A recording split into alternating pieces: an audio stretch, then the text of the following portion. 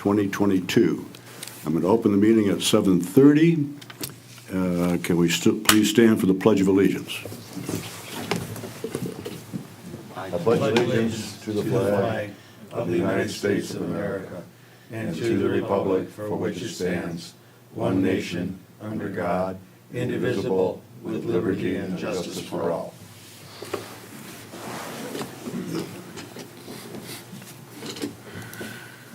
Before I do roll call, I'd like to, if we could have maybe a moment of silence for Mr. Jim McHale. That spent a lot of years on this commission. He spent a lot of years on the school board, did a lot of work for the city of Clawson, and he passed away after our last meeting. So just a simple moment of silence for Jim. Nice guy.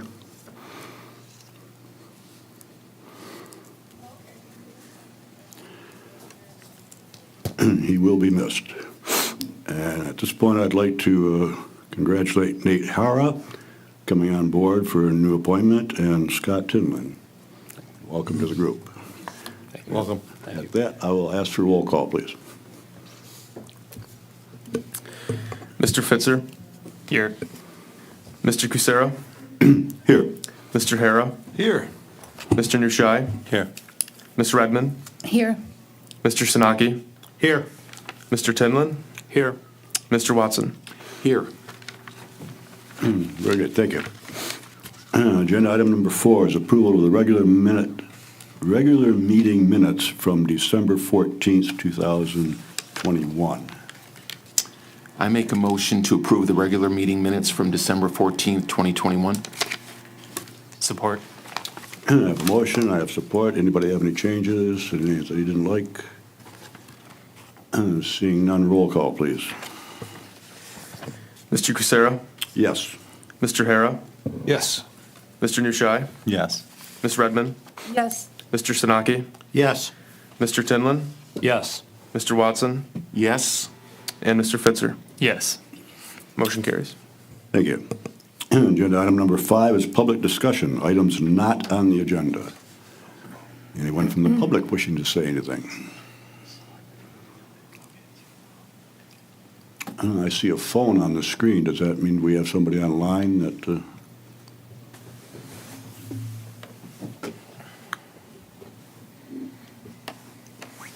Hello, this is Mark Zerman. I'm one of the applicants on the agenda tonight. That's who's on the phone here.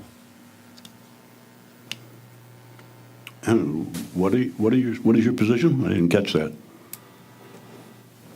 I'm sorry, my name is Mark Zerman. I am on the agenda tonight regarding a fence. Okay. It's item number 8, Mr. Chair.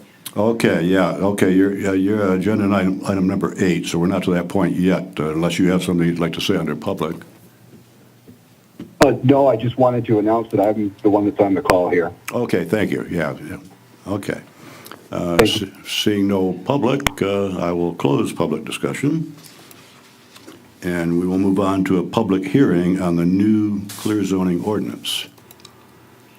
And Joe, I think, will talk us through this for the entertainment of all the public.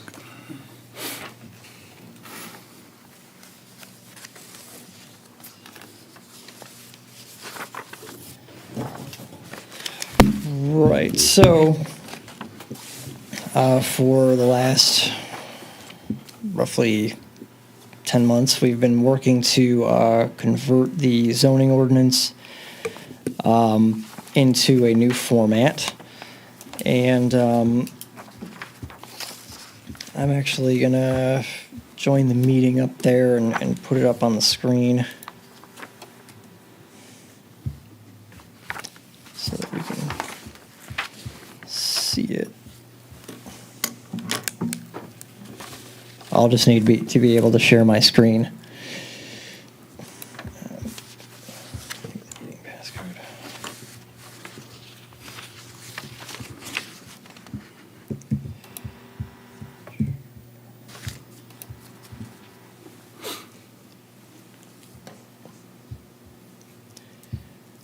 But at any rate, the format that the new zoning ordinance has been put into is called Clear Zoning. And what it does, well, it does a few things. It reformats the ordinance to be a little more user-friendly so that it's easier for people to find the information that they're looking for, to get around in the ordinance. The digital version of it is all hyperlinked so that you can click around in the document and easily get from one part to another. And the printed version prints out looking exactly like the digital version, so there's no difference in formatting from one to the other like you get with a lot of ordinances where like a table will be split over 2 pages, or you can't see all of the table because there's a scroll bar in the table, which is a problem that we have with the current format. And the other thing that it does is it reorganizes the ordinance into a 7 article structure. Here we go. Should be able to see it up there in a second. All right. Doesn't look like much because it's words, but you've got these side menus that get you around to the 7 articles that I just mentioned, and then there's a little menu down here that gets you to the zoning map and other destinations within the ordinance, the table of contents, the use matrix. And right now our zoning map is not actually part of our zoning ordinance, not included in the zoning ordinance online. So it's nice to have them in one place. Once this is adopted, this interactive zoning map button that I've got my cursor over right here will take you to a map online where you can click on any parcel in the city and it'll tell you the zoning, give you a little more information about the parcel, and then if you click on a particular link that it brings up in that little information box, it'll actually take you to the page of the zoning ordinance where the information about the district is located, and that'd be one of these pages. So like if you were in the BRD1 district, it would take you to this page where all the information, the basic information about the BRD1 district is. So what's permitted there? What's a special land use? What are the setbacks? What's the maximum building height? It's all right on this page. The other articles are the purpose and intent. This is kind of the introductory content that every zoning ordinance has, stating what the statutory authority for establishing the zoning ordinance is and all that. Second article is definitions, rules of measurement, construction of language. So that's where we define the terms that appear in the zoning ordinance and have unique meanings within the zoning ordinance, or very specific meanings within the zoning ordinance. Your zoning districts is where we just were. So that's where you have all the basic information about the districts. And then if there are any supplemental regulations for a given district, they're here at the back of that section. The use standards are for any use that has additional regulations that are attached to it. So if you want to establish,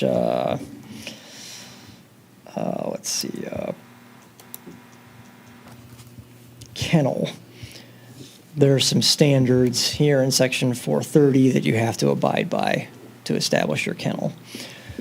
This page is also linked to when you see kennel listed in a given district. I think it's listed in I-1. So if you click on it there, it'll take you here.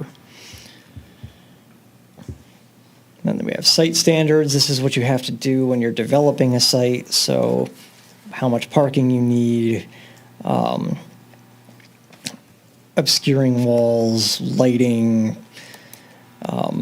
all that kind of information that pertains to how you develop a site is in this article.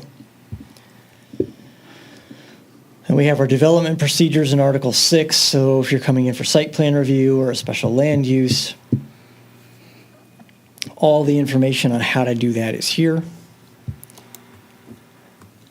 And Article 7 is administration and enforcement. So this talks about violations. It talks about appeals. The Zoning Board of Appeals is established here, and its powers enumerated. Fees and performance guarantees, permitting information, that's all in this article. It's all about the administration of the ordinance and how all that occurs.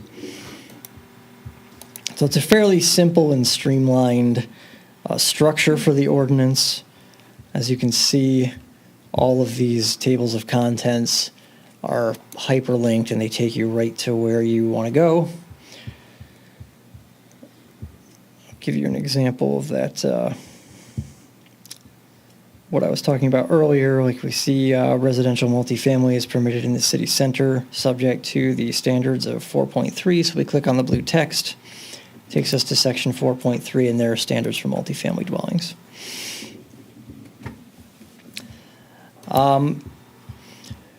This is, of course, the public hearing. We've been through, a review of the ordinance at this point. Originally, the public hearing was going to be in December, but it got moved to January due to a mix-up with the notice of public hearing. So tonight, really what we're looking for you to do is to recommend adoption of the final ordinance to City Council. And if there are any questions, I'm happy to answer them. I like the program. Have you done this for other cities? Oh, yeah. Yeah, we've done about 40 of these. 40? Yeah. Okay, and they're all up and running and no complaints? Yep. Great. It looks like it's just taking our ordinances and making it much more accessible to everybody. Yeah, that's the idea. And, we've done this for almost all of our clear zoning ordinances are in Michigan, but we have one in Fairmont, West Virginia, and one in Ruston, Louisiana. We did a kind of different, like a variation on it for Steamboat Springs, Colorado, too. We're working on one for Horace, North Dakota at the moment. So I'm glad I'm not there because it's like minus 17 degrees. But we've done this for a lot of communities. And, we've gotten a lot of good reviews back from staff in particular, but also from the development communities in those cities and townships. Okay, as this is the public hearing, I will open this item up for public hearing. Does anyone from the public wish to comment on clear zoning ordinance?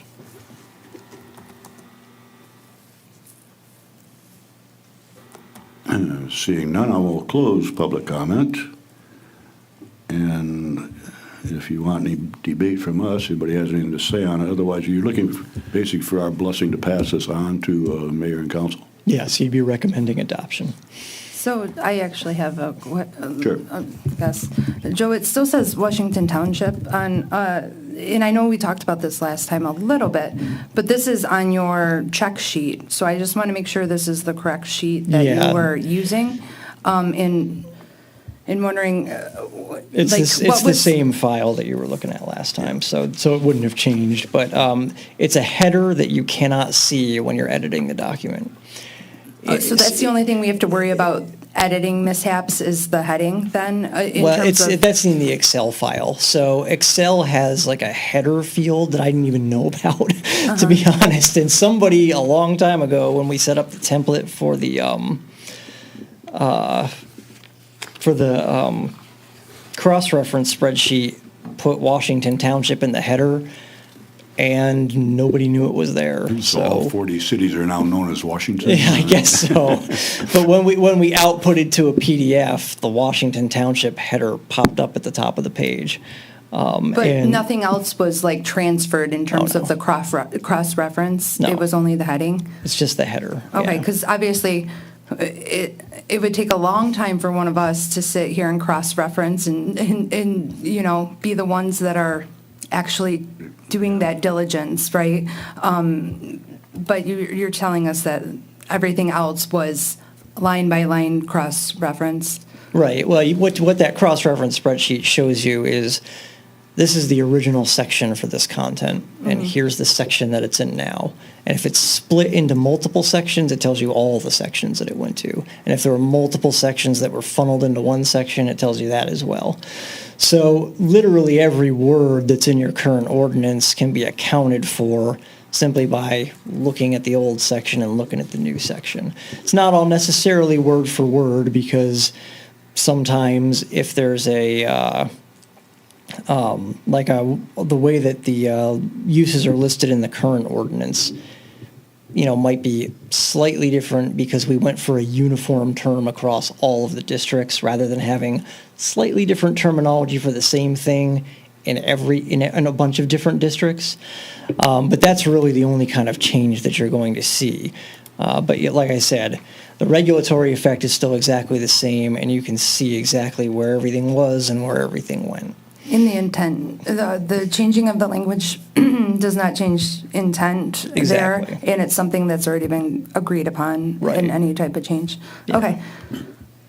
Joe, have you had an opportunity to view this on a mobile device or use it on a mobile device, or have any of the other cities that we've adopted it for? Joan's nodding her head, so I'm assuming. I actually did have a chance to look at a mobile device, and I was pleasantly surprised and pleased with it. But what's your take on it, if you've had a chance? Yeah, I've used them on phones before, and it does work. I don't think a phone is the ideal thing to view an ordinance on under any circumstances, but if you have to, yes, it does work pretty well. Because you can go page by page, you can zoom in, you can use the links when you're looking at it on a phone. So all the hyperlinks that are in the document, they'll work just fine on a mobile device. But yeah, in general, I would usually recommend that someone use it on something no smaller than a tablet. But I would recommend that for pretty much any format for a document like an ordinance.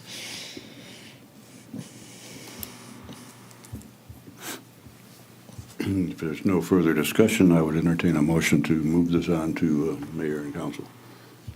I'll make a motion. I'd like to make a motion to adopt the clear zoning ordinance to be sent to the city council for approval. Support. Motion, support. Roll call, please. Mr. Hara? Yes. Mr. Nushai? Yes. Ms. Redmond? Yes. Mr. Sanaki? Yes. Mr. Tinlin? Yes. Mr. Watson? Yes. Mr. Fitzer? Yes. Mr. Kucera? Yes. Motion carries. Very good. Moving on to agenda item number 7. It's a public hearing on the moving the city center sign regulations from the zoning ordinance to the sign ordinance. Yes, that's right. This is actually directly related to the clear zoning ordinance. So your sign ordinance is a separate ordinance from your zoning ordinance. It was actually once a part of the zoning ordinance. It was removed from the zoning ordinance, I want to say about 12 years ago, something like that, in order to facilitate what's called amortization of non-conforming signs. So under a zoning ordinance, the way the Zoning Enabling Act works, zoning is not applied retroactively. It's applied from the moment it's adopted forward. And in your, when your sign ordinance is part of your zoning ordinance, that obviously applies. So when the sign ordinance was updated about 12 years ago, there was a provision put in there that said that non-conforming signs need to be retired on a schedule. Some of the non-conforming signs missed the schedule. There's still non-conforming signs out there, but at any rate, the intent at the time when the Planning Commission developed that ordinance was that non-conforming signs would be eliminated by a certain time. And in order to do that, it needs to be a general ordinance that can be applied retroactively rather than in a zoning ordinance. So that's why the sign ordinance was removed from the zoning ordinance all that time ago. When the city center regulations were added to the zoning ordinance 4 years ago, 5 years ago, maybe 6, something like that, there were some sign regulations that are specific to the city center district that were placed into the zoning ordinance in the same area of the zoning ordinance where the city center district is. This has created a lot of confusion over the years. So what we're doing with this next item, is we're taking that out of the zoning ordinance while we're in the midst of converting it, and we're putting it in the sign ordinance. So it'll be seamless. when the clear zoning ordinance is adopted and effective, the signs will already be in the sign ordinance. And it just gets all the sign regulations in the same place where they're supposed to be. So that's really all we're doing here. We're not actually changing any of the regulations. We're just moving them. We'll be talking about the sign ordinance later this year, and we will be changing some of it. But that'll be after a lot of discussion. So this is a simple thing where we're just moving one thing from one place to another. But it's not affecting any of the ordinances at this point. Right, yeah. No, there's no change to the language at all. I recall we had a problem with this years back. That's when I was sitting up here on city council, and the planning commission decided, let's get rid of all the pole signs in town. So they sent it up to us on mayor and council, we sat and said, we can't really force these businesses. It's very expensive to chop down your sign, and we didn't want to put that cost on them. So we gave them, I think, a 5-year time limit to do that, and then we never enforced the 5 years on it. So those signs Right. a lot of them are still standing. Yep. So that's probably what we're going to have to tweak as we go back. As you said, later on, we'll go back to the sign ordinance. Yep. Yeah, what's been happening, generally speaking, is that when people do come in to modify non-conforming signs, they're being told by the department and us that they need to bring their sign into compliance at that time. Or if a site plan comes in and there's a non-conforming sign on the site, we're telling them the sign has to be brought into compliance. So Comfort Inn is a good example of that. Wendy's is a good example of that, where they came in for site plan and we said, all right, now's the time to change your sign. So some of it has been done. It's just that it's been dependent on whether or not someone came in for their sign or for a site plan. Right. Okay, I'll open this up to public, because it's a public hearing on moving the sign regulations from point A to point B. Anyone from the public? Any comments on signage? Okay, seeing no public comment, I will close public comment.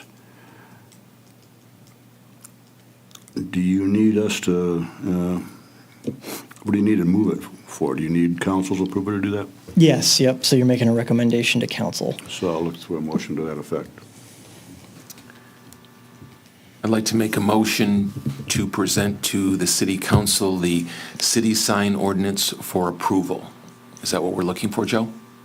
It's recommend moving the city center sign regulations from the zoning ordinance to the sign ordinance. Is how I would What's the word last part? it. From the zoning ordinance to the sign ordinance. To the sign ordinance. Yep. So I'd like to make a motion to present to the city council the recommendation to move the city sign ordinance from the zoning. I'm sorry, Joe. City center sign regulations. City It's a lot sign of S sounds. regulation to the Sign ordinance. sign ordinance. Yep, from the zoning That was ordinance. easy enough. Everybody happy with that one? Support. Sec- Do I have support on that? Yes, support. Support, okay, roll call, please. Mr. Nushai. Yes. Ms. Redmond. Yes. Mr. Sinaki. Yes. Mr. Tinlin. Yes. Mr. Watson. Yes. Mr. Fitzer. Yes. Mr. Kucera. Yes, Mr. Hara. Yes. Motion carries. thank you. Thank you. I'm going to most likely recommend to the city manager that those items be placed on the first agenda in February for city council. So that'd be, I think it's February 1st, actually. Yes, February 1st. First, okay, thank you. Agenda item number 8 is discussion of a site plan for a fence at 620 South Main Street. All right. So we don't often see a site plan for just a fence. So there's probably some explanation in order. So I know the applicant is with us up there. Virtually, yes. So we can certainly talk to him when the time comes. But for right now, what I'm going to do is give a little bit of background. What they're requesting is approval for a fence separating the BRD1 zoned portion of a property from the R1 zoned portion of the same property. And that R1 zoned portion of that property is proposed to be split off as a separate lot. So council has to approve that split, but before council can do that, they have to come through you. And that's because the ZBA granted lot size and lot width variances for the proposed lot at its December meeting, but that was subject to the applicant receiving approval from the Planning Commission for a fence separating the two zoning districts. Now, there's a reason they're at the Planning Commission for the fence and not just going through an administrative approval process. And that's because the ordinance requires a masonry wall between these two districts. However, the ordinance also provides the Planning Commission, not administration, the Planning Commission, with the ability to waive or modify the obscuring wall standards. The applicant is coming in asking for a vinyl fence rather than a masonry wall, and therefore it comes to you because only the Planning Commission could approve that vinyl fence in lieu of the masonry wall. So we looked at the dimensions of the fence. It's 6 feet like the obscuring wall is required to be. It goes down to the proper height as it gets closer to the street because we require walls and fences to step down as they get closer to the street. So it meets those standards of the ordinance. And a couple things to note too when we're thinking about the history of the site.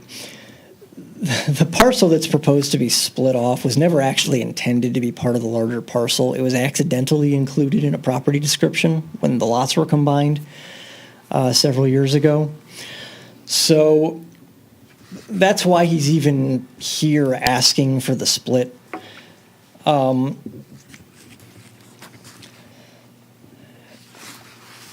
let's see, there was one other thing I was going to bring up. Oh, right. So in the past, we've had this kind of fence versus wall discussion, in particular over at 288 West 14 Mile. We required a wall because there were masonry walls on other properties next to it. In this case, if you look to the south, what you'll see is that that property there is screened from the BRD1 district by a vinyl fence, which is pretty much identical to the one that they're proposing here. So that is one of the things that the applicant is citing as a reason for permitting the vinyl fence in this case, is that it's consistent with the screening that's to the south. And that obviously is ultimately for the Planning Commission to determine whether or not that is going to be acceptable as an obscuring device between those two districts. There's no plan to do anything else with the property at 620 Main at the moment. It's just the fence that they're proposing here. There's no other site plan. And the R1 zoned piece of this property that's proposed to be split, provided that it is split, will be sold to put a house on it. So anybody coming into this situation would be kind of aware that a vinyl fence is the obscuring device because there's going to be an agreement in place to construct that. It wouldn't be constructed until after a house was constructed, most likely, because putting the vinyl fence in there before the house is constructed might actually constrain the ability to bring materials in to build the house. We've actually talked to the applicant about this. The Zoning Board of Appeals wanted Planning Commission approval for a fence here prior to them going to council, but was okay with them going to council with a letter of intent to construct the fence by a certain date. I think we said 1 year. In lieu of actually having built the fence when they get the property split. So Ed, of course, is on the Zoning Board of Appeals. If he wants to add anything, I'm creating an opening for that. But otherwise, we can either talk, you can either ask me questions, we can talk to the applicant, or we can discuss amongst ourselves. Mr. Chair, Joe accurately and very well summarized the intent of the Zoning Board of Appeals. It was basically our discussion that because it was going to a residential lot, and that was part of the applicant's intent financially for splitting this thing, we said we didn't want the burden of a new home construction there being without an obscuring wall or fence for a long period of time until that parcel went for another site plan review, and the planning commission then discussed the execution of some kind of an obscuring wall or fence. I believe that the zoning board was at our discretion here on the planning commission as to what type of obscuring wall. I would just say from my assessment of what's going on there in the neighborhood, and the fact that we've used in other situations a vinyl fence instead of the masonry wall, that this is a reasonable execution to give that new property owner there the privacy from the business district that he should be expecting. So I would see that if we agree that the vinyl fence for this particular application is acceptable, that would be the thing to do. So all we're basically doing now is we're agreeing that we'll allow them to put up a vinyl fence instead of a concrete wall. That's what your approval would mean, yeah. And we're also in agreement that the fencing wouldn't have to go up until construction is done. Is that correct, too? I expected that. I believe that the intent of the zoning board's discussion is that the applicant, in going before city council, would have a letter of intent. Right. That said, yes, we will be constructing this vinyl fence. And it kind of makes sense. I thought of that too. You put up a brand-new fence, and then you get great big backhoes in there, and all of a sudden you got damaged fence. So that kind of makes sense and the purchaser of the property would know that part, that would be the sequence of events. So I'm thinking that's very reasonable. Sometime shortly after the finishing of the major construction, the fence should go up. That would definitely be part of their site plan, putting a residential in there. They have to have some type of an obscuring fence between that and commercial, correct? Yeah, that's the intent of the ordinance, is that there Yeah. be an obscuring device between commercial So and we're just saying you residential don't have to put properties. up a cinder block wall, you can put up a vinyl wall. That, yeah, if you were to approve the request as presented, that's what you'd be saying, yeah. Right. And is Can I- that request being put through by the building owner? He wants to put up the vinyl wall, or has he talked to the builder also? Have they both agreed that this is the best option? That would be a question for him. Okay. Ed, I have a question for you and also for the applicant, but now, to me, it would seem like putting a concrete wall might stop a car from backing into and damaging a vinyl fence. Is that something that you guys considered as well? And with that, I don't know, typically it would be like on the commercial building, right, to have the obscuring concrete wall. That's what it is, But yeah. in terms of a homeowner, if they don't like that concrete wall, they would put up a vinyl fence, right? But the concrete wall acts more as a barrier to protect that residential, kind of, also as obscuring. Was that something you guys discussed at all, or? We didn't discuss it. I definitely thought about it. But then again, that particular area now is not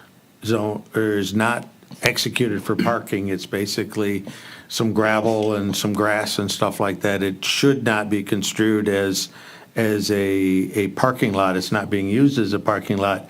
I would think that if there was an intent to put in actual parking back there, that would be something that would be a site plan review. And at that point in time, you could say, well, what are you going to do in addition to this vinyl fence to prevent the instances of parking? And that would be on the 620 site's proposal to the Planning Commission as part of site plan review. At this point in time, we really didn't say whether it needed to be a fence or a wall. We just said that they had to follow the requirements of the, is it the BRD1. BRD1 Yeah. district that says that the BRD1 district lot line between residential had to have the obscuring wall.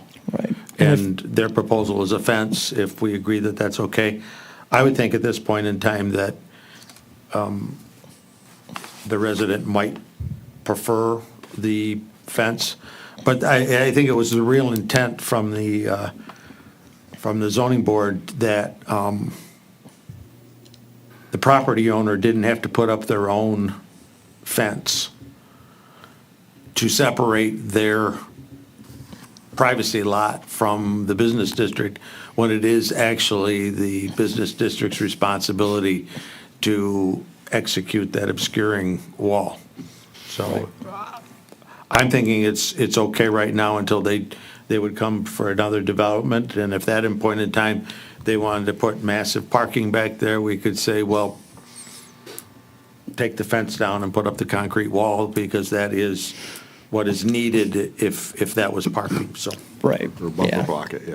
Yes. So, and it's two different owners then, between the commercial and the residential? It will be It will. at It some will be. point. That's But his intent. At the moment, it's Okay, not. so is, and you might not know this, maybe this is for the applicant, but is it used for any type of delivery, like access to that back area where there might be an inflow, outflow of, I don't know, delivery drop-offs? I know it's Barb's Pizza. I don't necessarily know if they deliver or if people are delivering to them in a way that is more accessed by traffic, maybe not parking, but other traffic. There's an alley there that is used to access the back of the 620 South Main building, which is actually the building south of Barb's Pizza. Barb's Pizza doesn't have access to this property because they've got a strip of grass between this and between their lot and the alley.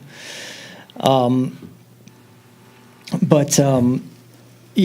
there's an alley there, and then there's like it's a former residential lot, actually. There used to be a house on it.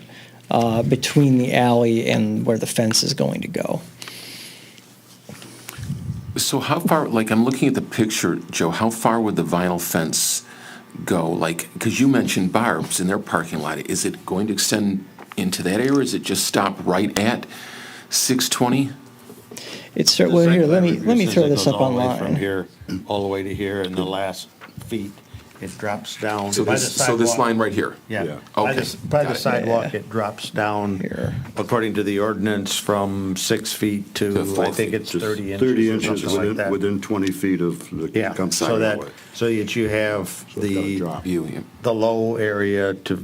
Okay, so that dotted line is where it's going to go. Got Yes. it, Yeah. okay. So the dotted line is where the fence goes, and then here's the alley that they use to access it, and then this is the old residential lot here. Got it. Where there used to be a house. This like gravelly area. This used to be a house at one point. So how close will the fence be to the alley then? Is there a setback from the alley or anything required in terms of that? No, the fence will be 30-something feet from the alley, something like that. Okay. Yeah. Is 620 occupied? Is there a business in there? Yeah. Yes. Yes. That's Barb. This is Mark Zerman, the applicant, Yeah, go ahead, Mark. on the line.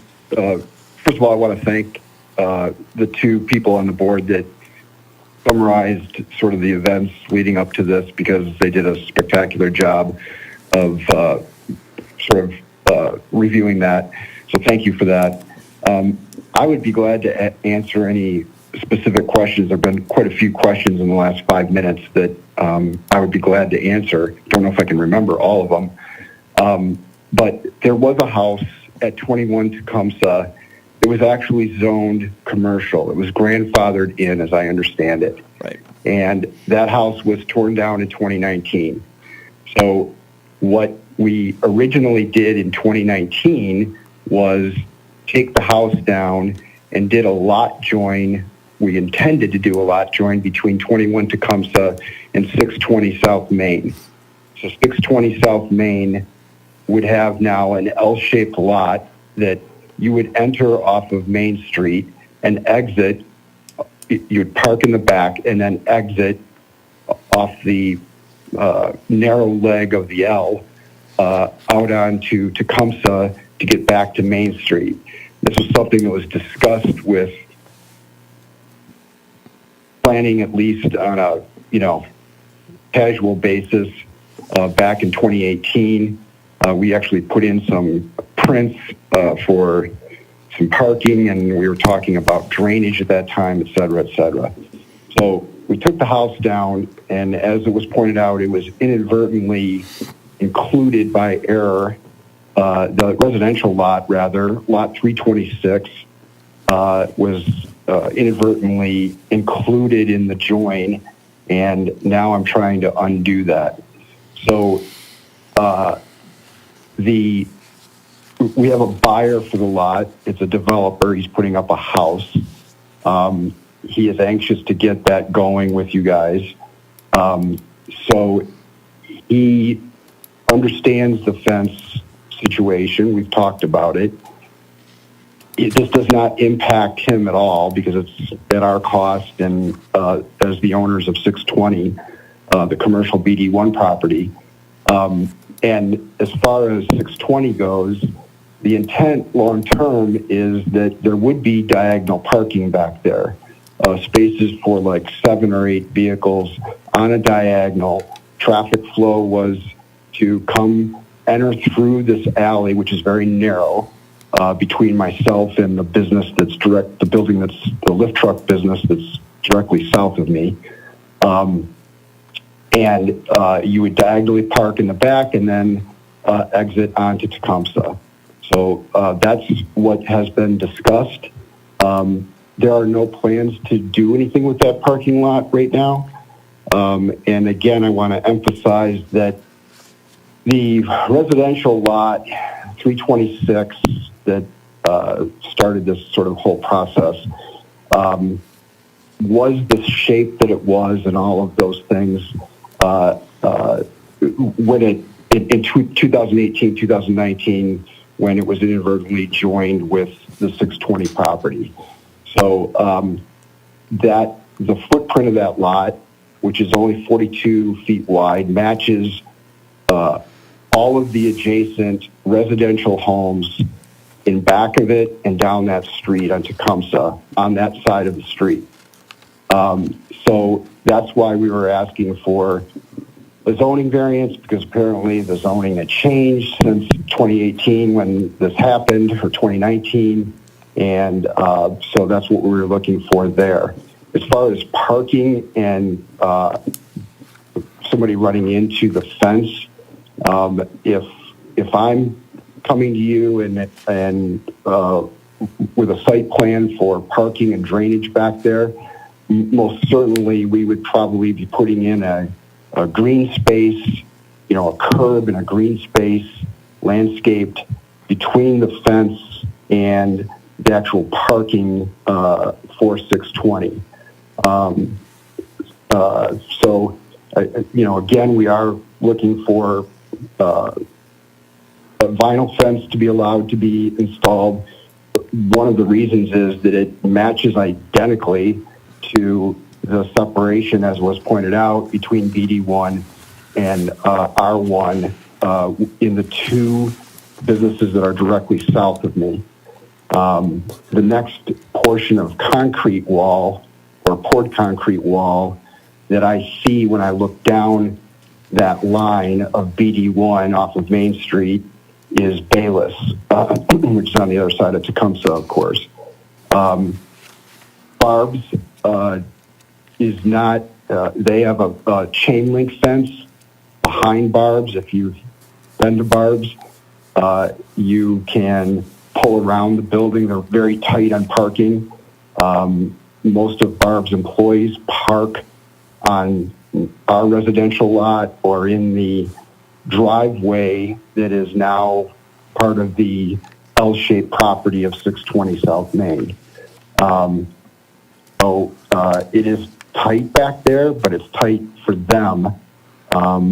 It's not an issue as far as 620 goes. And yes, I have a marketing and advertising business, and we've been in that building at 620.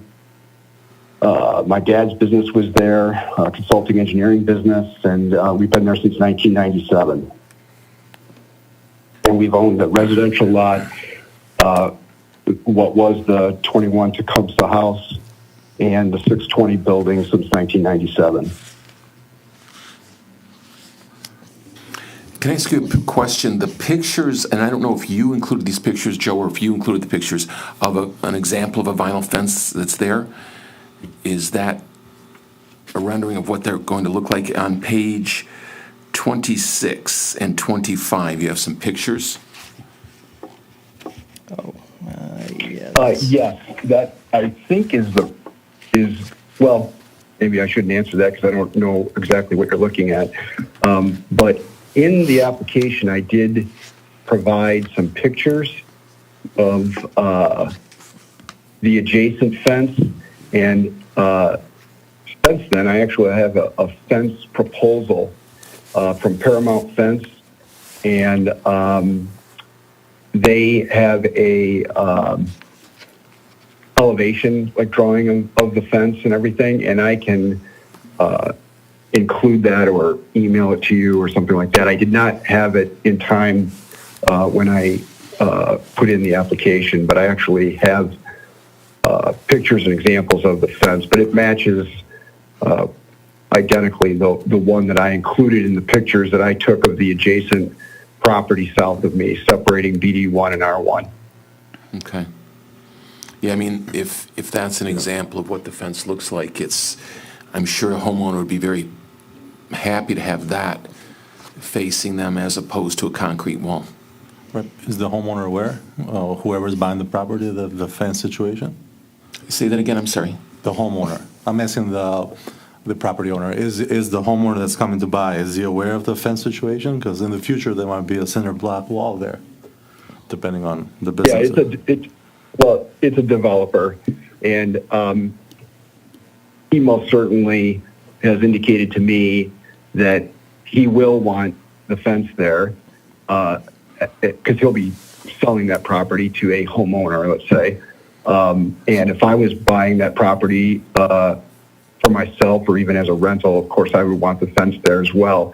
And also, most certainly, the vinyl fence, I believe, for that residential neighborhood looks more residential than a poured concrete wall. I think that has some negative connotation in the view of that residential lot. For safety, right? They're down for a reason when they split properties between commercial and residential? Safety can be an element of it, yes. Can be, or is it? But it's not always necessarily. It depends on curbing and other things too. But they certainly have a different sturdiness profile than a vinyl fence, and depending on what you put in them too, they could have metal bars and things in them too that could also Well, I would say increase safety stability. and probably even noise, Right. trash, just a lot of different Because it would be reasons, an right? interesting situation that a homeowner buys the home built with a vinyl fence, and then a new business comes with a site plan, and we have to put a brick wall in there. That'll be a problem.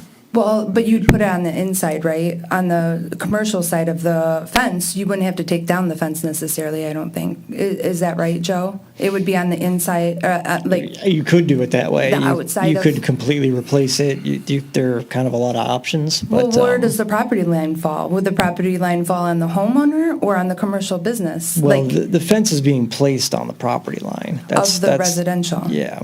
So if a Well, commercial came in, it would have to fall on the commercial property line, wouldn't it? Like a cement fence or a cement wall, right? Yeah. You would build the wall along the property line on the commercial property. So you could leave the fence in place if you wanted to. I mean, it's aesthetics for the residential, right, basically. Yeah. So it says it tapers, so can we, because it looks I like the pictures we have, it's very helpful, page 28. So it looks like it kind of drops off instead of tapers. Is there gonna be like, an actual tapering of going down, or is it gonna go from 30 feet to 20 feet to, or, not 30 feet, sorry. At 30 feet from northwest iron fence tapers to 30 feet, or sorry, 30 inches for 20 feet. I'm not really sure, but I'm more so looking at the picture. Is it gonna taper slowly, or is it gonna be a hard drop there? I'm trying to get to an image of it, because It's on page 28, if that's helpful. Image, yeah, oh, there we go, yeah, okay, here it is.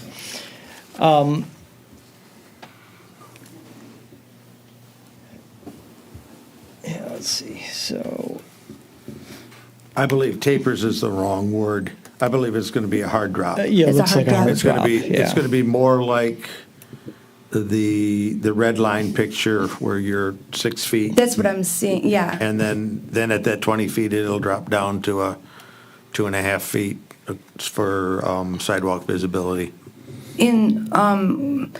Where would that, in the residential home, in our setbacks, where would that fall along the house? The Would setback that- is 25 feet.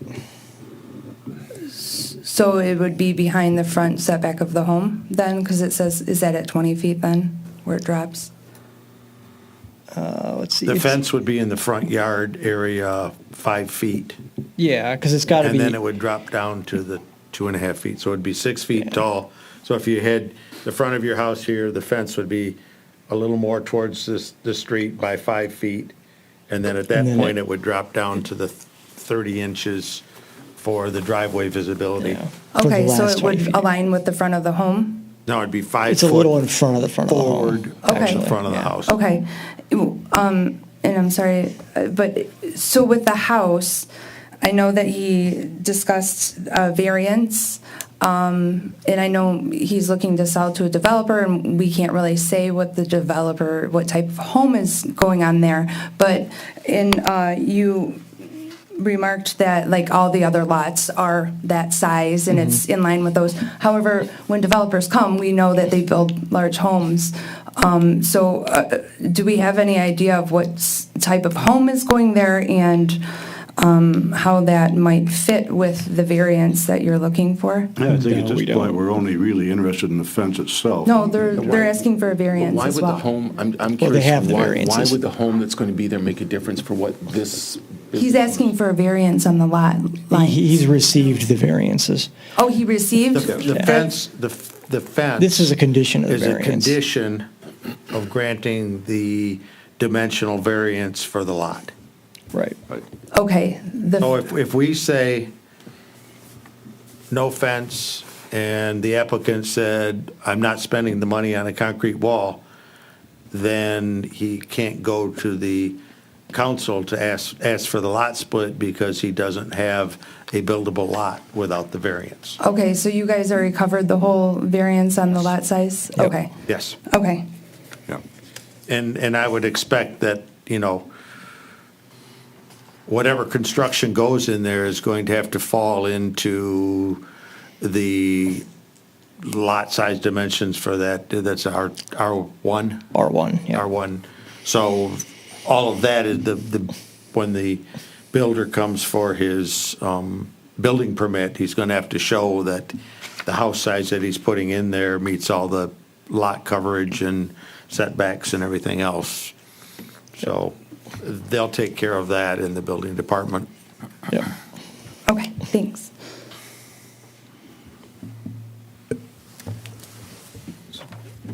Could, Chairman, just a question. I'm just thinking about this from the perspective of down the road, right? So if we solve one problem today, do we create another problem for later? There's a picture in the packet that was shared. I don't know how else to share it with you, but it's just got. I'll put it up. It's just got a chain link fence in front of the vinyl fence. It's I assume on the other property line. Yeah, I think you're close to it. It's right here. Yeah. So this is sort of a stack up of multiple fences, right? And it seems like the same thing happened, right? Where we had a fence come up for serving problem A, and then it wasn't commensurate to take down the old fence. So we have, kind of two fences. It's unusual for me to see two fences in front of each other. I don't think it's particularly attractive. Is there a precedent for this? Is there something governed by our ordinances that could be a problem for a future owner? I'm thinking more along the lines you're saying, like later on, somebody wants to put up a concrete wall or something to provide for safety or something like that. Well, the fence is the ownership and maintenance of the fence is 620's responsibility. Yeah. It is, the fence is not on the residential property. The fence is on the business property. So, yeah, and I see in the backyard there, based upon this fence, that the residential owners put up a privacy fence and then didn't take down the chain link fence. That's probably because the chain link fence is owned by The other property. business yeah. fence. the current owner. The developer can go in there and probably do what they please with the chain link fence. They could take it out if they want, yeah. But in this situation, this is, the intent from the zoning board was to have the screening to the commercial district and have that screening be the responsibility of the commercial district, not the responsibility of the residents. Right. And as for the two fences next to each other, it's a fairly common arrangement in older communities like Clawson. There's no prohibition on it. I actually had this arrangement on two of my property lines over in Berkeley. One of them is gone now. The other one's still there. Yeah, it does happen sometimes where you get the kind of old chain link fence, and then someone puts up a privacy fence on the other property, and they're both still there. And then it becomes sort of a matter of what the person on the property with the chain link fence wants to do about it, basically. Sounds like the person who's buying this property. I'm sorry. This is Mark Tezerman, the applicant again. I'm having a hard time following what you're looking at. I see the chain link fence. It's the southern that is property line, yeah. Yeah, so it's the residential lot behind 326, lot 326, the residential lot. There's a chain link fence there, and then the privacy fence from the house behind it. I see what Right, you're yeah, saying. yeah. Okay, so I don't know the history of that. If that chain link fence needs, in fact, it probably should come out. And I'm sure that the builder would, or the developer would take care of that if that's an issue. But I see exactly what you're talking about. There is another chain link fence which is around Barb's, which, again, I don't know the history of that. That sits on the,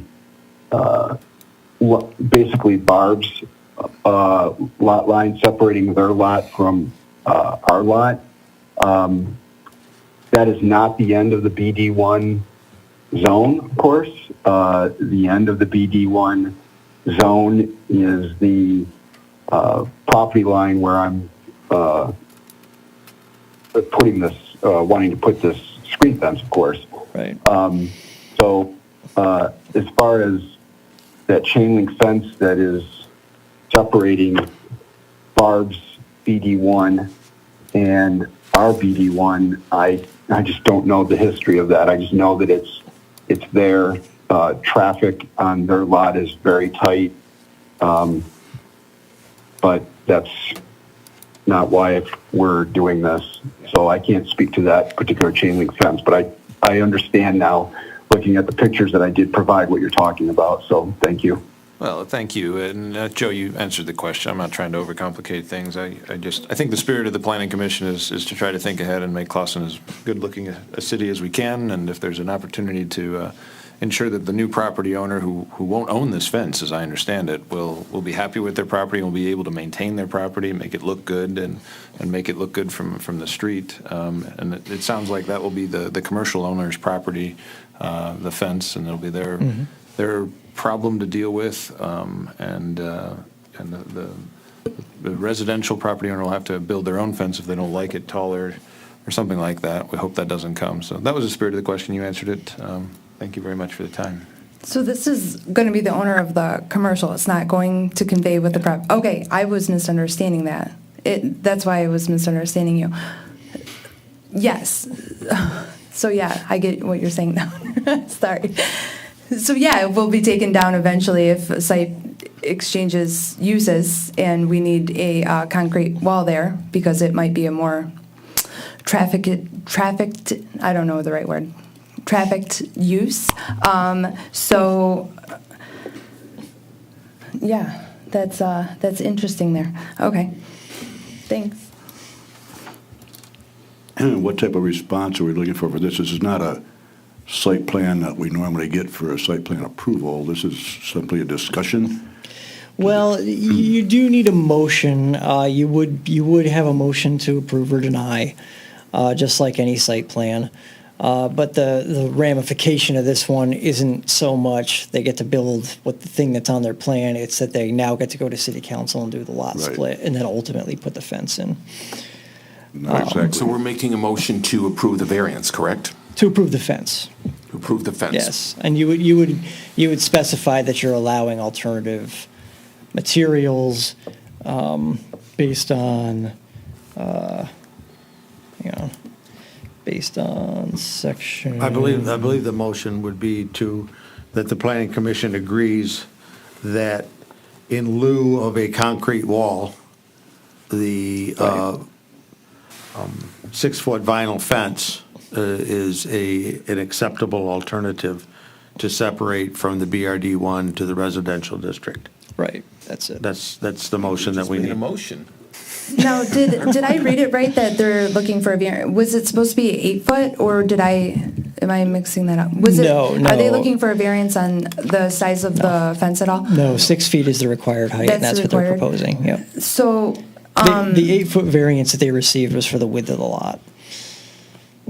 gotcha, okay.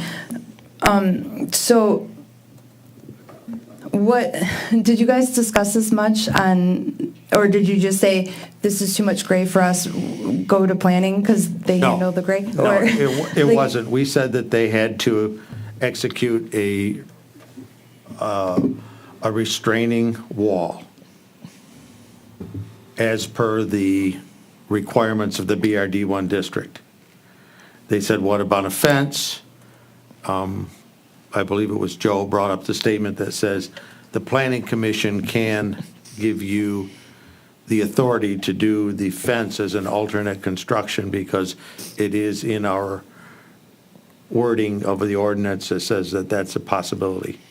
Yeah, so, Coming to the planning commission saying, I would like to build the fence according to the fence, to build a fence instead of a concrete wall to the dimensional requirements for the concrete wall. yeah, so restraining, vinyl doesn't seem to. Obscuring is the Oh, word. Obscuring. okay. I was like, well, I'm struggling here, because this is, I could see if it was the residential, right, wanting a vinyl fence, but this is commercial, so like, it's kind of a hard for me to understand why we're putting a vinyl on a commercial property. Well, if we decide not to allow the vinyl fence as an alternative, then the owners would have to say, I'm going to go and get a permit to build a concrete wall. Well, and then what happens with that doesn't affect the sale of a residential though, right? Like, It's contingent on the fact that that is an obscuring wall right. is a requirement for the dimensional variances and the lot split. Yeah, but in terms of, he could still, once he puts the wall there, he could still sell that parcel as a residential. So it's not stopping the sale of that, right? Like, once, if we say no, and it's a concrete wall, because that's what commercial does, is concrete wall, If he built, if he went to the building and put in an intent, I will be building a concrete wall according to the ordinance, then that would be, allow him to go to the council and ask for the lot split. Okay. Yep. It's one or the other. I believe that before us today is, do we consider for this particular application that a vinyl fence is sufficient for that obscuring wall execution on this particular property? No, have we asked the applicant, like, on the ZBA, like, what his motivation behind a vinyl fence on a commercial property versus a concrete wall? Or can he speak? Let's ask him. He would have to. Now? He's here. He's right there. That's the question for him. Ask him. Should I Yeah, this is Mark Deserm, the applicant. Yeah. The answer to that question is cost. We didn't, if you just go back again to the history of this, there was a house there that's no longer there on what is a lot that is owned by 620 South Main that was zoned BD1. We took that house down because that was grandfathered in, and we couldn't do anything with the house. It was a very tiny house.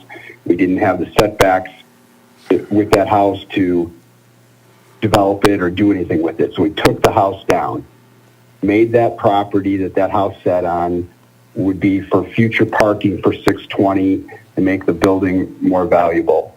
Now, before we did all of that and we had the residential lot, I looked into building a house on the residential lot myself and was told, at least in conversation, I don't have this in writing, that we could put up a fence for the separation of BD1 and R1, a vinyl fence, just as the adjacent properties had in back of us. So that is the motivation here. I couldn't tell you, if a buyer of what will be a house on that lot would prefer a concrete wall or a vinyl fence. I have no way of telling you that. I do have a question for the board and the commission here. I've heard you describe a wall. I've heard it described as, I thought in the previous meeting, as a screen fence. What is the adjective that the ordinance uses to describe what's supposed to be there? Obscuring is the adjective that's in the ordinance. Okay, so it's an obscuring wall or is it an obscuring fence? The requirement is for an obscuring wall, and there's a provision that allows the planning commission to waive or modify the requirements to permit other materials. Okay. I just think that it would be highly unusual to have a concrete wall that's going to meet at a tangent on the south property line intersection with two other vinyl fences that are currently there to separate R1 from BD1.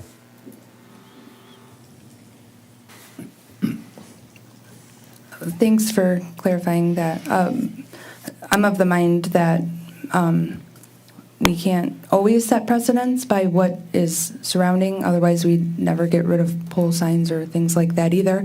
But there is a time and a place and to start implementing things. But I appreciate the clarification there. Would we please restate the motion at this point?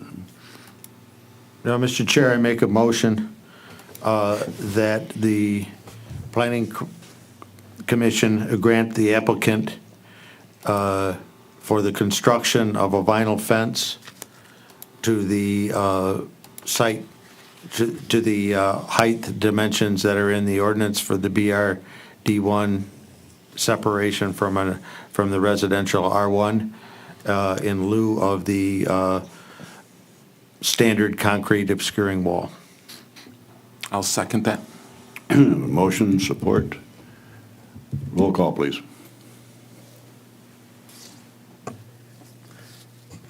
Mr. Sinaki? Yes. Mr. Tidlin? Yes.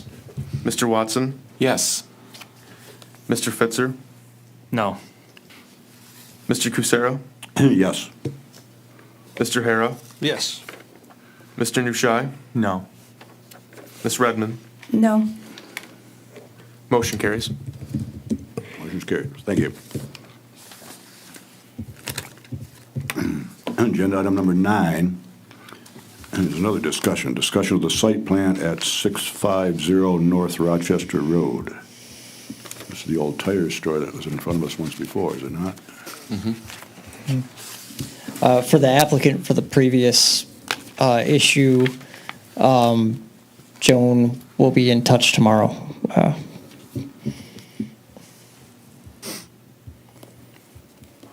Thank you. Thank you, sir. Just for procedurally, excuse me, Mr. Chair, will the minutes of our discussion here and the approval be sufficient for council in their discussion of the lot split? Yeah, they would be, yep. Yeah, so, yeah, they could have the ZBA minutes and the PC minutes. Thank you.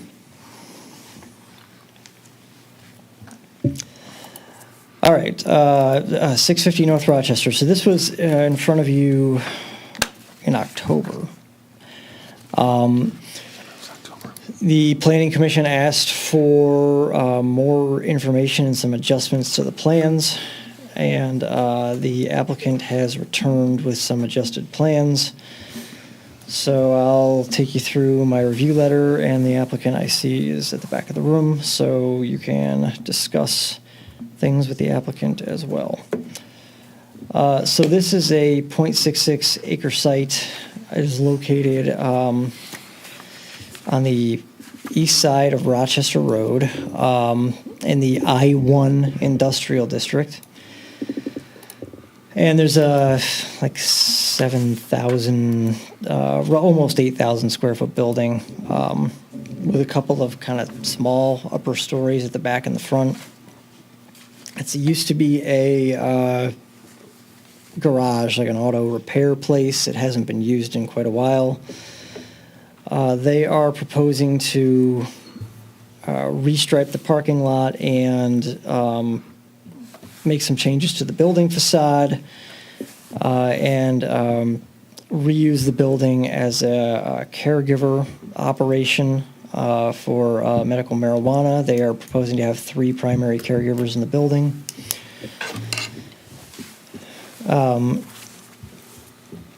There is some background on that. They got their application in prior to the adoption of our caregiver ordinance. So we weren't really talking about the use last time. Of course, we talked about it, but we weren't really talking about it in terms of making a ruling on it. But like I said, they do have 3 primary caregivers. You can see there's multiple rooms that are assigned to each of the primary caregivers, and we can ask the applicant how that works later on. So the setbacks are what they are. They're not proposed to change. When we look at the off-street parking, based on the use that's going in there, our ordinance requires a couple spaces per caregiver unit, and that would be 6 total. They're proposing to stripe out 20 parking spaces. If you were to reconvert it to a standard industrial use, you would need 18 parking spaces. They have a loading area identified on the north side of the building. They have a dumpster enclosure that meets the standards of our ordinance on their plans. The plans are proposing to close the existing vehicle bays on the north side of the building with some concrete masonry units and paint the entire building to match. They have EFS on the front part of the building. They are now proposing to remove that within 10 feet of grade per our ordinance. They are going to use the underlying masonry in their proposal, cleaning it and painting it, and they would repair and paint the EFS above 10 feet. As for the screening wall that's in place along the eastern and southern property lines, there are a couple portions of the wall that are leaning and split. They have a note on sheet S1 that the wall will be repaired and that the entire wall will be repainted. There's some barbed wire on some of the existing fencing there that should be removed as well. The site really doesn't have a lot of landscaping at the moment. They're not really proposing changes to the existing landscape except for removal of dead stuff, brush cleanup. There was some discussion of that at the last Planning Commission meeting. I think you're going to want to have some discussion again tonight. There are 2 trees in the front yard, one of which is kind of hairy looking and definitely needs some attention, and the other one's dead. The dead one is proposed to be removed. A replacement tree for the dead one is something you could potentially talk about tonight. There's an existing non-conforming pole sign on the site that will be removed. That note is also on sheet S1. They are showing lighting fixtures to be added to the front and north sides of the building. It does note that they'll be down facing. The illustrated fixture, I looked it up online, can be fully shielded and will have to be fully shielded. We do still require a photometric diagram, which can be provided by the lighting vendor. They're proposing to maintain the existing sidewalks along Rochester Road and the front walk to the building. Parking lot is accessed from North Rochester. The property to the north is also accessed via the same driveway. There's an access easement. We do have that on record. DPW, Police, and Fire have indicated that the plan as revised is acceptable, and I think I mentioned this last time that engineering had waived review because they were not proposing to rebuild the parking lot. They're proposing to resurface it. Wait, say that again, Joe? Engineering waived a review because they're not proposing to rebuild the parking lot. They're just proposing to seal it and coat it. And that can be done at any time on any property. So engineering waived its review. I thought we discussed last meeting of having them go out there and take a look at it. Yes, we did, and engineering has continued to waive its review. Saying that, does that mean it doesn't need repaving, or does that mean they just don't look at it unless they are asking to repave it? It needs repaving. Yeah, I mean, I'm not sure exactly. I'm not sure the exact response. I remember the precise doctor's response. office, something a little bit similar, where she just wanted to kind of seal things, but it was maybe. We can argue Well, about they were actually taking up pavement and Oh, okay. putting in landscaping islands and things. They were reconfiguring their well, parking my point area. is, like, we decided that they needed more work there than what they were proposing, so nobody's been there to assess whether or not that there's proper drainage and there's, the paving is in disrepair or not. Well, I mean, all I can tell you is what I've been told by the engineer, which is that a review is not required. I'm not sure exactly what's been done on the ground in terms of research there, but Quite often what happens on our site plans, if we approve a site plan, it's always on a notation near the end that it's still contingent on engineering. They have to sign off on it. Well, it sounds like they already did. Yeah, well- Even though we've prompted, and like I remember at the last meeting saying, can we have engineering go out there and look at it, because it doesn't look like the drainage is happening very well, and there's a lot of repairs that need to happen there. So, It's something that we look at, but it's basically, it's their ballgame It's their call. to take care of that ultimately, for yeah. us. I mean, we don't really have jurisdiction there. Yeah, we don't crawl around in the sewers and check the drains ourselves. I'm not, Yeah, but I'm not talking about drains and sewers, I'm talking about a parking lot. Right, we're just looking at the visual, like, and this Yeah. picture is a year old, granted, but it's horrible. Like, I mean, this is awful looking here. So what do we have within our preview that we can say, hey, listen, this needs to be done, or do we have anything like this is just, why would we let someone move into a building that looks like this and keep it like this? I would assume that that's covered by our code enforcement, that people have to maintain their parking lots, and they can be penalized for not taking care of it.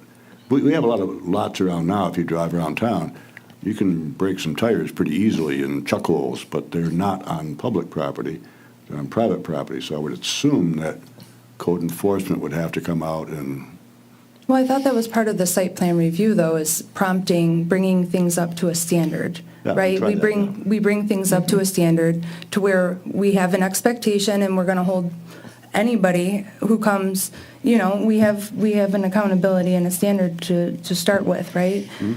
And then 20 years later, they can come again, whatever. So, before you go on, I just want to say, Sure. as a planning commission, when you make a motion,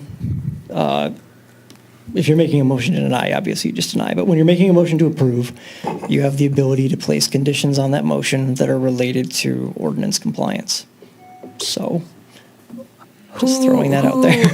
Okay, so if we We do can pass that, the buck. who does that trigger? Does that trigger the engineers again who have already waived it? You could make it contingent on the Yep. engineer approving you could force the issue, yes, you could But make it does that mean that contingent an on. engineer is actually going to go out there and put his boot on the ground? Or does that just mean that, hey, we already said that we approve? somebody from there has to sign off on it.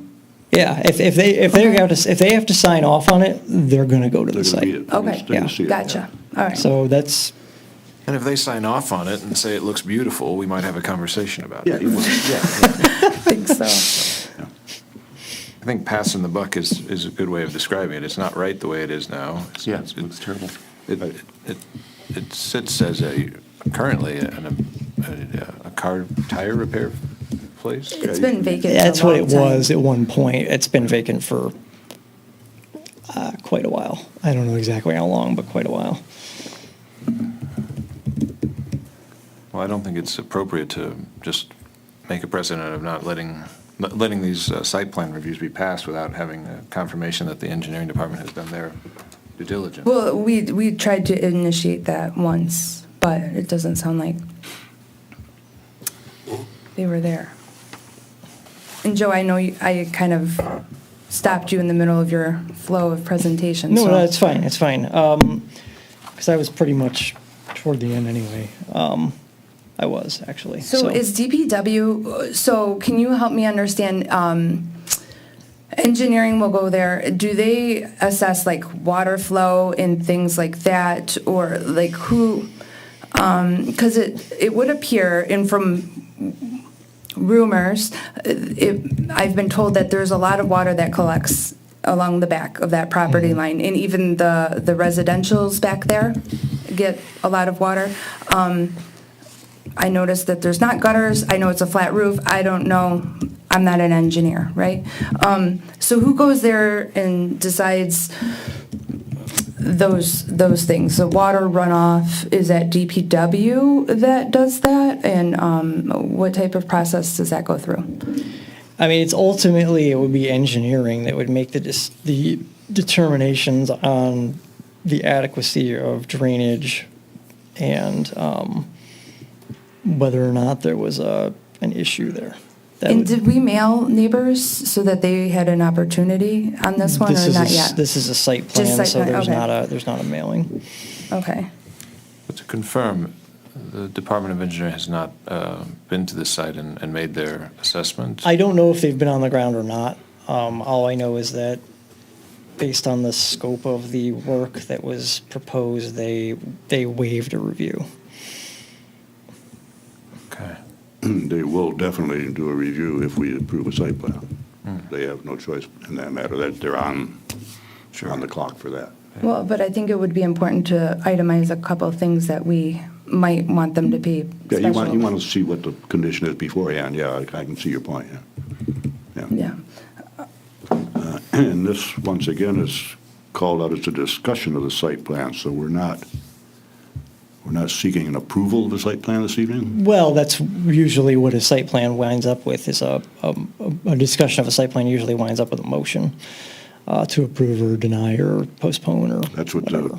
the applicant's looking for, an approval Yep. or denial at this That's point in right. time? Yep. So, in terms of gutters, and I know that in some districts, we talk about the mechanics on the top of a building. Is there something that we want to pay attention to in terms of bringing things there aesthetically up to a standard at all? Or are those functioning? I don't know if those are ventilations or what's on the Talking about- roof. Huh? Rooftop units? Yes. that you're talking about? Rooftop units. I know that's more, I know I've seen it in like BRD 1, maybe, or BRD 2. Do we know if those are functioning, or? That's a question for the applicant. Okay. Yeah.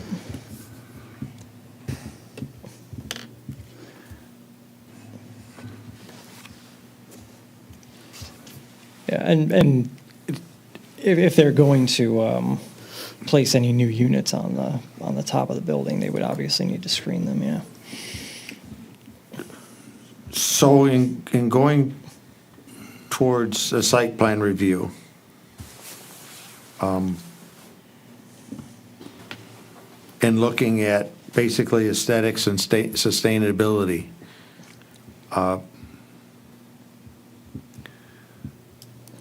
I don't see on the site plan that there's enough definition that shows us what they're going to do to enhance the front appearance. I guess we'll let the applicant talk, but there's several questions. For your team, Joe, as a planner, can you show the parking lot and describe of, it seems to be here that there's just a whole ton of asphalt. So can you describe the parking lot in Let me put it- changing Sure. this from, by a Michelin sign, it was a tire store, it was automotive repair. So in blocking up those previous service bays and changing it into an enclosed facility, not for automobile traffic, it would seem to me that we ought to be looking at what is really necessary there in terms of all of that asphalt in the front. And if something can't be done with that in terms of getting a good site plan review, because of, it would be my assessment that there won't be back for a site plan review for a long time. So if we don't address some of the things that are basically not consistent with the intent of our business and commercial district with respect to aesthetics, that we won't be able to address it again. So I'd like for you to discuss the parking lot and traffic flow, and then after that, I think I will have more questions of the applicant. Sure. So here's the parking lot. There's two images of this. So there's your existing condition, which is this is it right now. Well, Joe, let me ask this question. Is there any way you can bring up a picture, just a Google shot of the current space? Because when you bring that up, it's much more telling. I do have that as well. Yes. Thank you. So, just looking at the plan view, this building to the north here, these people access their parking spaces here via an access easement that covers this driveway here. And then, of course, the parking spaces for this building that we're talking about tonight are also accessed from that same driveway. So it's a shared access. And when you look at here, let's switch over to the Google version.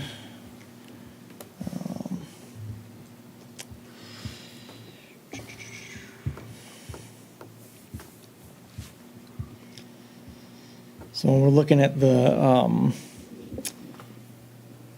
Google image, let's go to the aerial. There's a portion of this pavement that's right here. See where these bumper blocks are? So from the northern property line down past those bumper blocks and then kind of into the driveway is either on another property or covered by that access easement. So all that stuff is either outside of our purview because it's on another property, or it's covered by an access easement that says it has to be a driveway to provide access to these two properties. Once we get beyond these bumper blocks, this is all stuff that we're talking about. So let's draw a line from the northern property line straight down to the building here, kind of along the building, and then this whole thing in the back. So all that is what we're talking about, basically. Joe, did I send pictures of, I think maybe I'm mistaken, but talking about like looking at the condition of the actual parking lot? Yeah. Like you can see the vegetation Yeah, you growing can through see there, right here but where there's all the vegetation growing. it's also not level, right? Like, No. especially in the back. It's very much. This area right here is a bit of a bowl. Say it again, that area what, Joe? This area right here is a bit of a bowl. It kind of like goes down into that area. I would say from about right here westward, it slopes toward Rochester, and then you get to this area, it flattens out, and then you get to this area, and it starts sloping in the other direction. So what is it we're able to do about this, Joe? Looking at that, and we're all kind of seeing the same thing. I think it seems like we realize that it's not visually a very nice-looking building and a parking area. Building, I shouldn't say, I take that back, the parking area and the parking lot. What can we do about it? Right. So I guess the first thing I'll say is that any property owner can like seal code a parking lot, which is what they're proposing to do here at any time. In this case, it might take a fair amount of patching to get to the point where you can seal code it. But I do want to make that point, and I think that's the source of engineering's determination that it was going to waive review, was that they're planning to recoat the parking lot, and that's just not within engineering's purview. When someone recoats a parking lot, engineering doesn't have anything to do with it. So if the Planning Commission has concerns about the condition of pavement or the what's the phrase I want to use here? Drainage profile of the site, then I would say any motion to approve that you would make should include a condition that site plan approval is contingent upon a finding by engineering that drainage is properly contained on the site. And if they have water pooling on their own site, it's kind of their own problem. But if there's water flowing onto the neighbor's property, then obviously that's an externality that's being created by this property. And that's most likely what, would trigger some kind of work, is if there's problems being created on neighboring properties. That's as far as the Planning Commission's purview, that's pretty much what we can do, is we can trigger engineering to assess the site. And if they find that there's a problem there, then there's probably somewhere for them to take that. But that's kind of what's in our purview as the planning commission, because, apart from a couple of sort of broad references to drainage, it's not in the zoning ordinance. It's elsewhere. So we don't have a whole lot we can do that's very specific at the planning commission level. But it sounds like that would be appropriate to do. I think it would be very appropriate to go and maybe some of us ourselves go visit there and make sure that we're not setting ourselves up or the future tenants to fail at their operation because we were careless in our release of, engineering assessments and review, so. Everybody wins if the property is in good shape when it's transferred and is not a nuisance to its neighbors. But these kind of details get missed when the primary objective is to execute the sale or the lease, so I think that due diligence would pay off for everyone.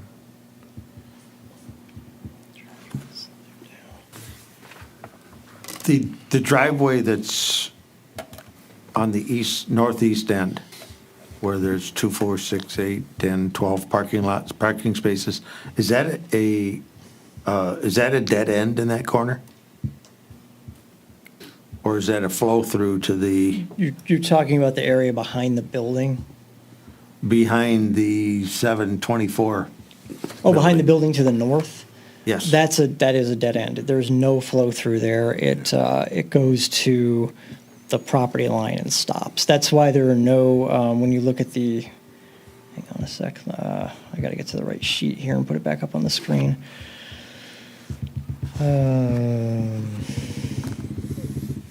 So when you look at the parking lot layout that's proposed, and indeed the existing layout,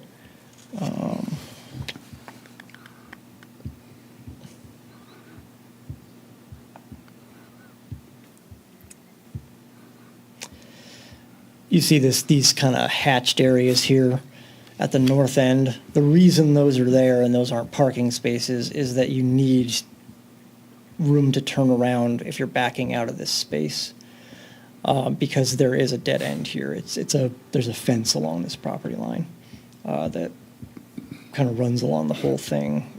That's probably associated with the use to the north. Most likely it's owned by that. Joe, a few questions. So, what would the drainage assessment cover? Would that trigger engineering to look at proper gutters, sidewalks that may be in disrepair, driveway that may, what does that cover?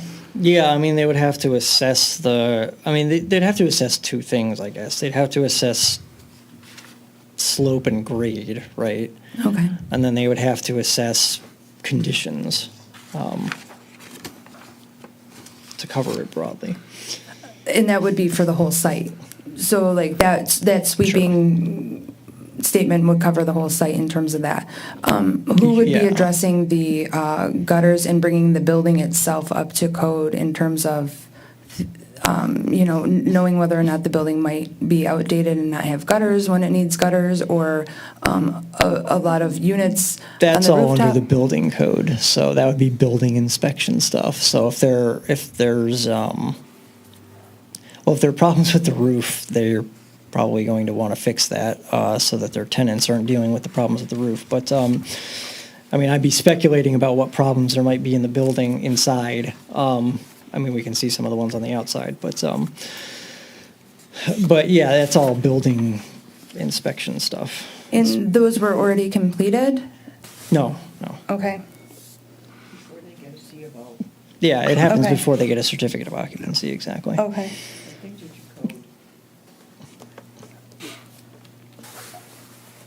Any more questions for Joe, or would you like to talk to the applicant?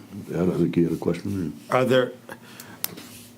there, from your expertise, recommendations for an appropriate amount of landscaping and vegetation? I know that they're proposing 20 spaces. That's probably because there's 20 spaces there. they need 18 for the one usage and 6 for the other. So I understand that. So we got to have some level of parking. But on the other hand, I don't even know, I can't guess on how many square feet, but I could say that we got about 10% of the square foot is actually not asphalt or the In that building. neighborhood, In- yeah, in something like that. And that's a whole lot for sustainability. Right. I think that that we would ask them for a revised site plan that shows some level of aesthetics and vegetation that is consistent with their intended usage, because they're transitioning from an automotive type of a facility, which probably needed a lot of asphalt because you're parking cars. But in this situation, you know, we ought to be doing something a little bit different. You want to green it up a bit? Pardon? You want to green it up a bit? More Well, that's plants, part trees? of our Yeah. master plan charter is sustainability and green space. I think I got a decent definition of what we should have for this drainage scenario. But in addition to that, you know, there's nothing in here that says that 3 weeks after they get occupancy, you're not going to see the same level of overgrown trees and stuff in the corners that, you know, isn't planned for vegetation. There's not a whole lot we can do, and I don't know that space between the building and the southern property line is probably enough to walk through. I don't know if that's 2 or 3 feet, but what are they going to do there? You know, to make certain that it just doesn't become, you know, if you can hardly get a lawnmower in there, what are you going to be doing? All of a sudden, you got all those scrub trees and weeds and everything like that, and it's going to look unkempt. So. Yeah, I've walked down there. It's I don't know exactly how many feet it is offhand. It's labeled in here somewhere, but it's definitely wide enough to get a lawnmower in there. It's wide enough for 2 people to walk side by side. Let's put it that way. You're talking about between the two, like where that fence is? It's wide enough? The south side of the building where it backs up to the Oh. girls' auto. Yeah, on the To south the- side. On the to south the- side of the building. Yeah. Because there's a lot of vegetation there, and to me, it Right. looked like it was affecting maybe the parking lot there, to where those were, some people might call them god trees, or they were just trees that started growing, right? And Sure, yeah. started spreading, and Volunteers is the yes, typical. I've heard them called different things. So, and it looks like it might be starting to affect the neighboring parking lot a little bit, at least from what I could see with the root of those trees. And I know in the site plan it says remove as needed. It sounds very, Moved in decades. like, who decides what's needed? Like, there's a lot of vague things going, you know, even with the wall repair. Well, what are we deciding as a standard of repair? Like, are they just going to reinforce it with some bar? Like, where are we at on that? Sure. The last, well, I have more questions, but who decides, when they take off the EVIS, what type of repairs might be? Nobody knows. I don't, at least. Maybe they do. What it might look like underneath the EVIS, and what type of repairs need to be done. Is that going to be checked along the way, or? Yeah, that'd be part of the building permit and inspection. Yeah. So they'll come out between the painting and the EVIS being removed to check on the repair of that and what the condition is? Yeah, generally speaking, the building inspector is on a site multiple times over the course of a permit, the execution of a permit. So, as far as, what's under the EFIS and they're saying they're going to remove the ephes, clean the underlying block, and paint it. So we'd be looking to, at the inspection phase, we'd be looking to see that there wasn't like big gobs of glue from the ephes still on the wall, that kind of thing, that just got painted over, right? Or disrepair of the wall itself, the structural foundation of the wall. If the actual wall was in disrepair, yeah, that's something that would be flagged at an inspection, yeah. And they'd also be the ones responsible for proper repair of the wall that's around. Yeah, because you'd have a standard from the building code that the wall is supposed to be built to. And if the repairs don't meet that standard, then that would be a problem from an inspection standpoint. You wouldn't get a C of O if your wall didn't meet the building code. So in particular, I think you're probably thinking of the spot by the dumpster enclosure. There where was the a wall few is places. split. There's a few Yeah. spots, sure, but the worst one is definitely by the dumpster enclosure where there's like a triangular gap. And I'm not sure what type of wall it was, but it looked like there were just reinforcement bars along every maybe 6 feet or something. So I'm not really sure what. It seems like someone tried to stabilize it at some point, yeah, and obviously they didn't quite succeed. But yeah, the repairs would have to meet a higher standard than what you're seeing there. So there's a higher standard in place than there was back then on that? Well, repairs? I think the standard's probably been in place for a long time. It's just that over time, that wall ceased to meet the standard. And when there was an attempt made to stabilize it, it was done in an ineffective manner. Yeah, okay. If the wall's in disrepair now, then that's a code enforcement issue. I mean, that's not a building inspector issue. It would have been inspected when it was put in. If it's fallen into disrepair since then that's a code enforcement. So. Well, it's also a site plan issue too, because they're Right. saying they're going to Now- fix it. Now it is, but Yeah. she's asking what the standards were at the time. Right. Standards were still the building standards. Mm-hmm. And there's inspections when a permit is pulled. Some are just at the end, some are throughout a project. So building official knows, probably we need to, maybe that's something that needs to come up in a training, exactly what engineering does and what the building official does, what comes after it leaves your purview, because a lot of these things are not within the planning commission purview that we're talking about right now. Right, and because one of the reasons why I'm asking a lot of questions about it is because they were things that maybe should have, at least at our last meeting, should have been checked off by the building. We were like, where did this fall here? So it wasn't clear the last time we met that building had actually gone there and looked over all those things. So that's why I'm asking a lot of questions about that. Yeah, the building official doesn't go prior to, that's not his role. To check off on everything, whoever it was that was checking off on the sheets, so. The sheets, the checklist? Yes. Site plan checklist, the site plan checklist is filled out by the applicant. Okay. Yep.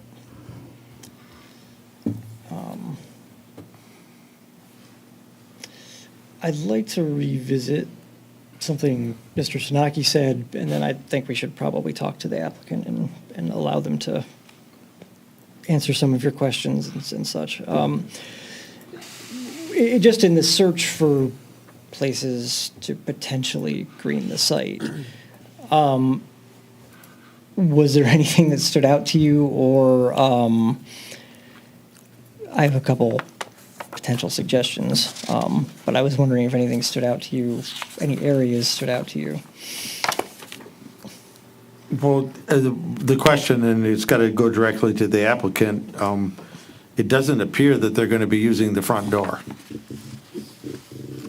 And it doesn't appear that they need what probably was, because there's striping there, parallel parking right in the front there along the, so, some curbing to get that area looking a little bit wider.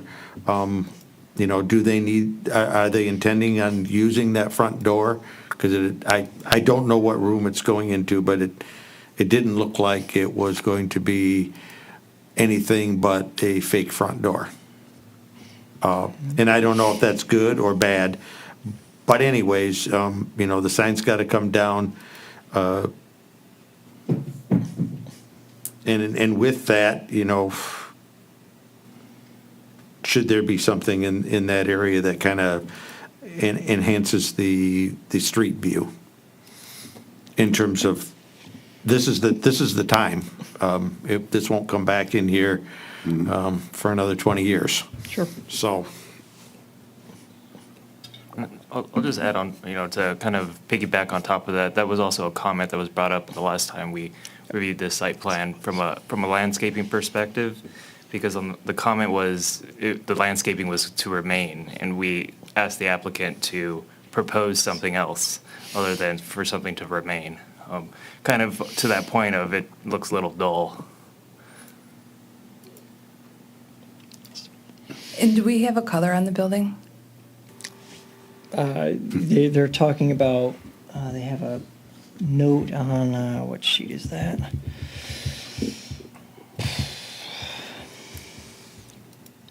It was gray or white, and I want to make sure I'm correct. Because the fence, I think, was going to be gray, or the wall was going to be gray, and it's on this sheet somewhere. Gray, so it's going to be a shade of gray, and they're going to paint the obscuring wall to match the building. The same gray? Yes. Was it ever a thing where they would bring in like colors or samples or swatches of things, or is We've that? had applicants we've do done that, that. yes. Oh, okay, that's not like a standard though, like that's not something, No, they'll bring in aluminum siding, they'll bring in brick or stonework for us to look at. Yeah. Actual materials, yeah. okay. Yeah, we've had people do that. Do you have any more questions for Joe, or do you want to talk to the applicant at this point? Or, Yeah, I'd like to talk to the applicant. and the applicant, please, take the mic.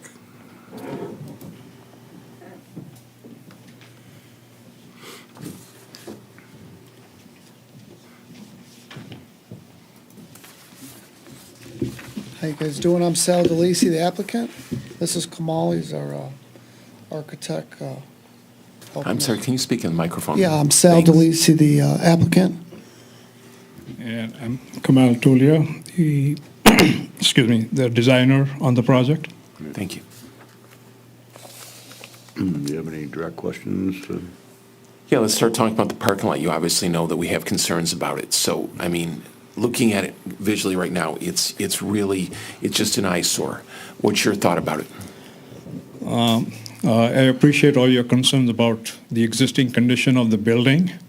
Fortunately or unfortunately, we still are working to acquire the building. And this is a condition it has been in for the last several years since it has been vacant. So unfortunately, we cannot do anything much about it at this given point. But once we move on, once we get, to the point where we get the building permit, we do intend to clean up, spruce it up, make it nice and clean, fix up all the walls, the screen walls, the dumpster enclosure, restripe the parking lot. We do have 2 catch basins in there, so we'll make sure that all those things are working. We do not know if they are kind of clogged, or, we don't have the insight of the existing condition of the site. Once we kind of move into it, then we'll know exactly what is happening. And based on that, we're going to take care of everything there. And I think a lot of times, if everything is working fine, they normally grandfather in the existing condition of the site, so we really don't necessarily have to go through a civil engineering, hire a site engineer or a civil engineer to do the you get all the grades on the site and see where the water is going. So that's the only reason we are not moving on in that direction right now. So that's, and as far as the condition behind on the south side of the building, we're going to clean up everything. I know it's a vague note, but I cannot put anything in like descriptive form because there are so many trees and weeds and everything that has grown out there in the last 10 years. So it's better for me to keep something vague rather than keep, like describe I'm going to fix this or take this tree down, and then the contractors get on our case and say, oh, you told us to take out 5 trees and now there are 6 on site. So I mean, again, this is a site plan process. It's not a construction document. Once we go through this process, once we get, after this, we're going to spend a lot more time putting in all our building, drawings for construction documents, apply for the building permit. We'll be talking with the building inspectors and all the rest of the crew. And once we get through, you will see a good product out there. Well, see, but my concern is though, and Joe, you might want to even help me with this one, but if they don't own the building yet, can we still give them site approval? Neil, what they have is a contingent purchase agreement that allows, basically, them getting site plan approval is their contingency for the sale. So if they don't get site plan approval, the property doesn't get sold to them. And if they do get site plan approval, then that allows the sale to move forward, and that's done routinely. That's a very common thing. And as long as the title and deed holder of the property at present has their information on the application and is signed off on the application, then they're good to apply for site plan approval on a property they don't own. Okay. And then my other concern is though, but you're telling us you can't be specific right now because you don't own the property, and I do understand that.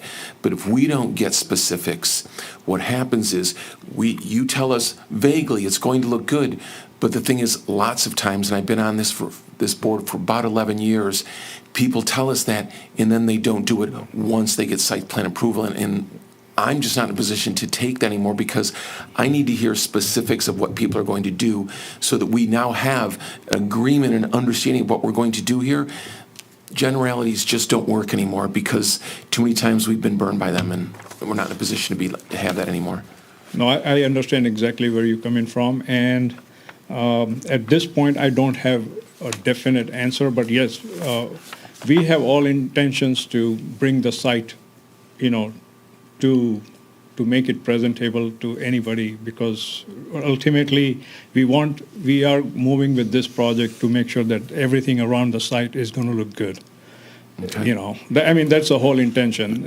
We just don't want to acquire the building and do something and not take care of the building. As far as the landscaping is concerned, I mean, that's the only place we have where we can do the landscaping. That's on the west side of the property. I mean, again, that's what they had before, and the rest is all parking lot. And unfortunately, even if we want to do something, there's not much room to do that because we have a shared driveway for the building on the north side.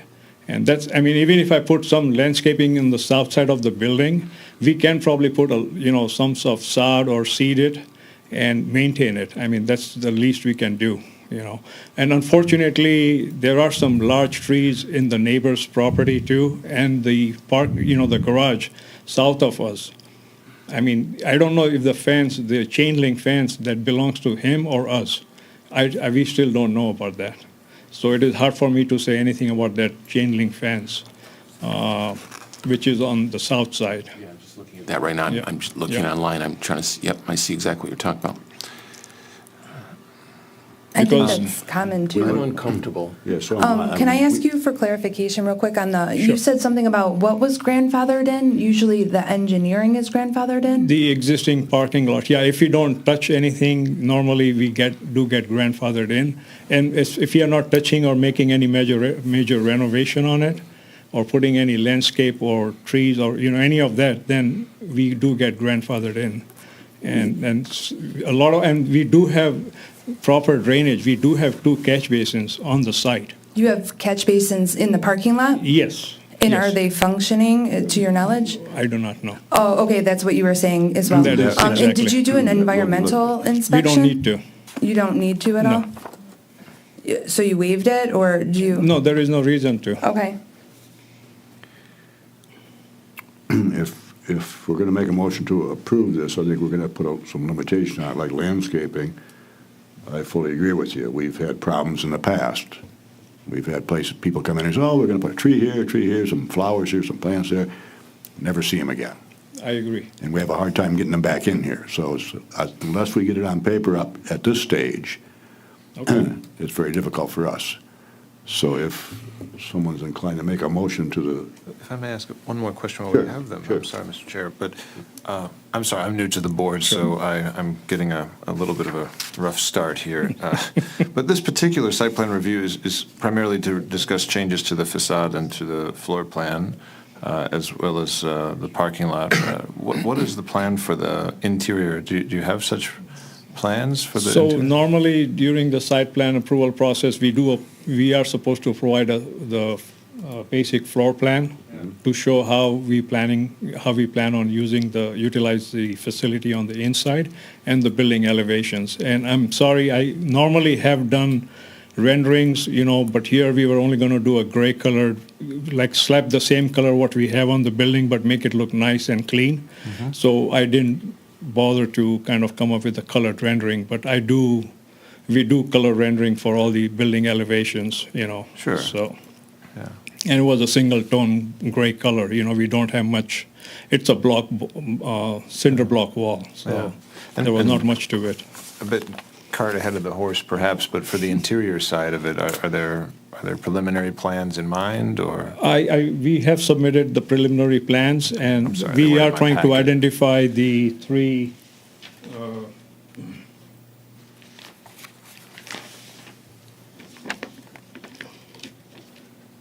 It's a relatively new thing in business to take a tire shop and make a caregiver site out of it, so I'm unfamiliar with the strategy, so thank you very much for the copy. Okay. All right. And then one more question for Mr. DeLisi? Yeah. Thank you. Is it your first such operation, or do you have others that you're copying? For caregiver, yes, but I have many other assets that I own, Okay. commercial assets. Any in Clausen? No. Oh, okay. Well, thank you for Where are some of the considering other Clausen. assets? I have Auburn Hills, 3000 University Drive, a large office building. I have industrial property in Fenton and apartment buildings in Pontiac. And I'm just, every day I do real estate, I'm just a landlord. And I think this property, we can bring it up to, we can make the property look a lot better than it is. We'll blend right in with everything that's kind of going in that area. There's not a whole lot of landscape there, so there's not a whole lot we can do, but we will maintain it. It'll look nice or better than any of the neighbors that we have.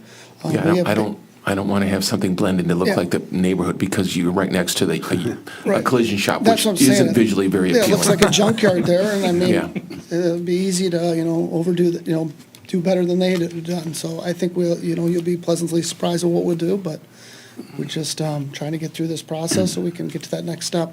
is your purchase of the building contingent on a full site plan approval, or does the person that's selling it to you just want to know that this can play out in your favor? Well, I think it's more, we want to make sure we can get through this to move on to the sale. Okay. That makes sense. So in order to move forward, are you not thinking that the parking lot is something you want to take? Like, so what you've given us is everything that you want to, invest in, like in terms of changes to the building and in terms of investing in the building itself. That's kind of where you're at and what you want to do. And anything outside of that is... Well, I mean, obviously, we want to, whatever comes up. I mean, we plan on taking the parking lot, we're going to restripe it, we're going to seal it. I mean, if it needs sectional repairs, we'll cut it out and fix those sections. I mean, I'm not sure what else you would want us to do. It'll be serviceable. I mean, everything in Michigan is alligatored. I mean, even the new stuff within 24 months, turns into alligator. Well, you have to agree that Right. it's pretty Yeah. bad, especially in the southern part of the lot there. And what were you counting on so once it goes here, it's going to go to our building, and they might assess some other inspections, as we've discussed. But you've said that you're going to go ahead and move forward with the purchase as long as we say site plan approval. However, we're going to have possibly a lot of, contingencies to our approval. How are you feeling about those contingencies? Well, I guess we'll see what you guys want to do, and we'll make a decision. We want to move forward. We want to, do the project, so I guess we're just kind of waiting on feedback from you guys on what the next step is. So you guys haven't done any type of research in terms of seeing the functionality and the engineering of the site on your own, in your own due diligence? Would you clarify like what you're referring In to? terms of, the water runoffs and drainage that in catch basins that he was discussing, that's not something you guys did in terms of No, I mean, due if, dil- if we get in there and it's backing up and it's filling up the parking lot, we would obviously call out someone and dig it out and put one in.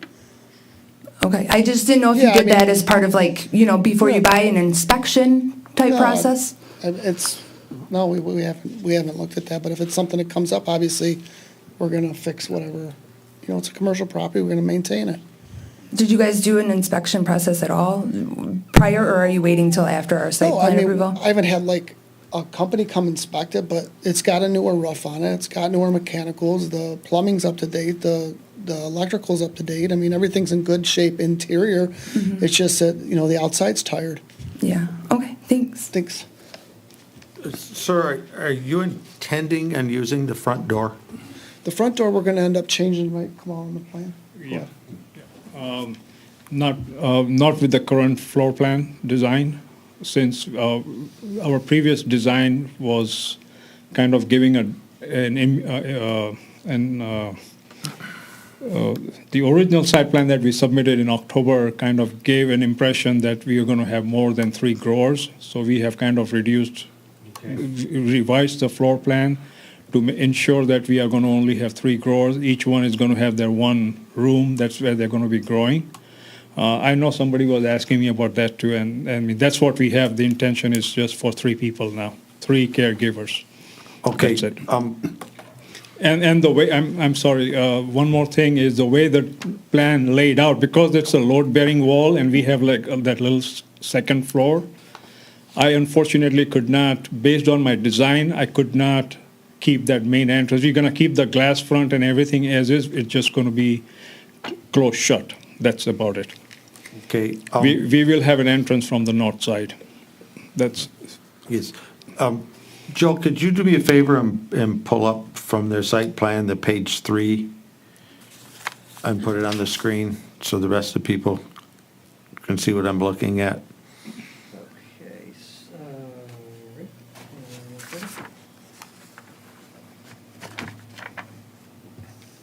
you looking for the floor plans?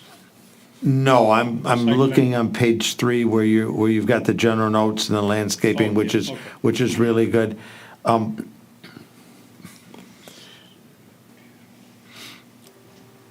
I would think that do you want me to zoom in on the notes or just the? I'd like you to zoom in on the sidewalk and the front door.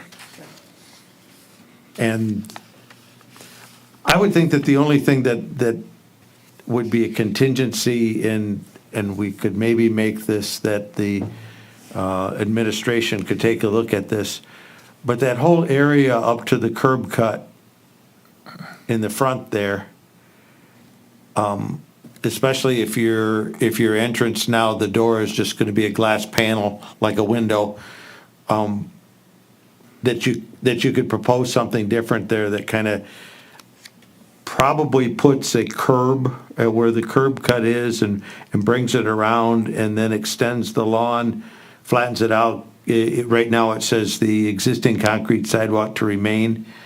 I would think if you're not going to use that as a door, let's get the sidewalk out of there. Let's get some kind of aesthetics that takes that northern section there from the curb cut and sweeps it back towards the building where you're not going to be parking, you're not going to be really doing anything, and finesses that area there. I don't know that you can do much else to the site plan. This is the area you're talking about. You have the curb cut here for the driveway. You're talking about kind of like a taper that. That would be good. Something a little bit farther back that, maybe has a bush there or something like that. I'm not a landscaper, but it just kind of puts a little bit more greenery in there. It would allow you to do something with flowers, shrubs, vegetation, something. And basically, the biggest thing is if you're not going to use the front door, you don't want a sidewalk to it. It just has concrete in there that you don't need. So. And if, it might be part of the contingency that would say, yeah, but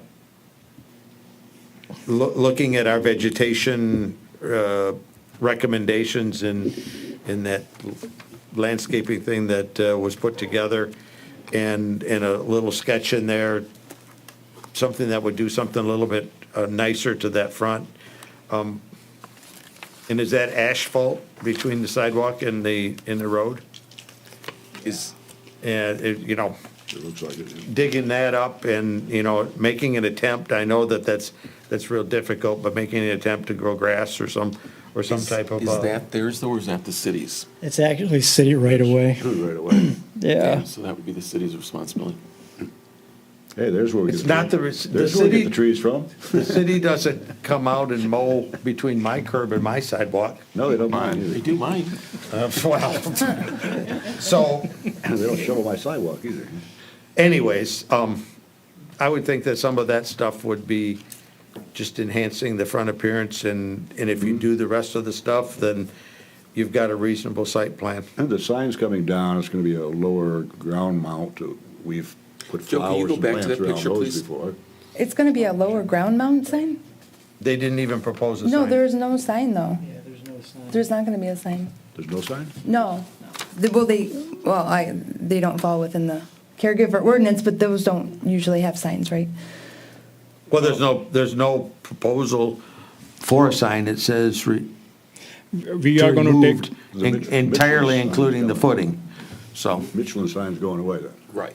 yeah, Yeah, that's on But they're not the gonna have a plan sign and the for it. fine print. okay. Now, are you buying the property or leasing it? You're purchasing it? And you will run the business or someone else will? Yeah, I'll TBD. be the landlord, and I will, lease out the spaces. Yeah, the front of that, I mean, I think you can kind of see what we're talking about, like, there's just nothing visually appealing about the front of that right now. And we'll need to see something in contingency if we go ahead and approve a site plan to say that there has to be some work done out there. okay, so what I do agree with you, we can probably, if we can do a little extension of that green up to the curb cut. But I would like to retain the side, the concrete sidewalk and the glass doors, just for the curb appeal. I don't want to take that out. We are going to keep that as is, we're not going to take that out. Just in case in future, if something happens and they do want to change something, then we already have a door that we don't have to come back to you guys again. But I thought you said you were going to put some glass there. I thought you were going to, No, we are going to close this door shut, so people cannot walk in and out from this door. We have a new Right. entrance. So Based what on is- my new floor plan, I gonna look cannot like a use door, but this it won't door work. as an Yeah. entry. it's going to look like a door still. It will still have that door appearance, yes. And I mean, I don't know, I don't want to talk out of place, but Sal can probably vouch on that. I have no problem if we have to do a little more green. We can do it up to where Joe was indicating, just to the west of the curb, the concrete walkway. Yeah, in that area there. If we do have to do something, we might manage to. Aren't you concerned, though, that leaving that walkway there is going to confuse people? Like, if I pull up to a building, isn't that the first place I'm going to go? Every time I come to a building, don't you go to the front of the building and walk to that? So normally, this is a kind of business where we're not going to expect any visitors. It's only the people who are going to be coming to work there. Okay, that makes So they are sense. the only people who are going to be using the parking lot, and maybe at the most, we might have one or two visitors if crying out loud, somebody says, I want to come and see your facility, then it's a different story. But it's not something where people are going to move in and out. Well, Okay, so you, oh, go ahead. I guess, I don't know. You guys are the designers and the architects. I would think a non-functional door, I would take out the concrete and put in landscaping. But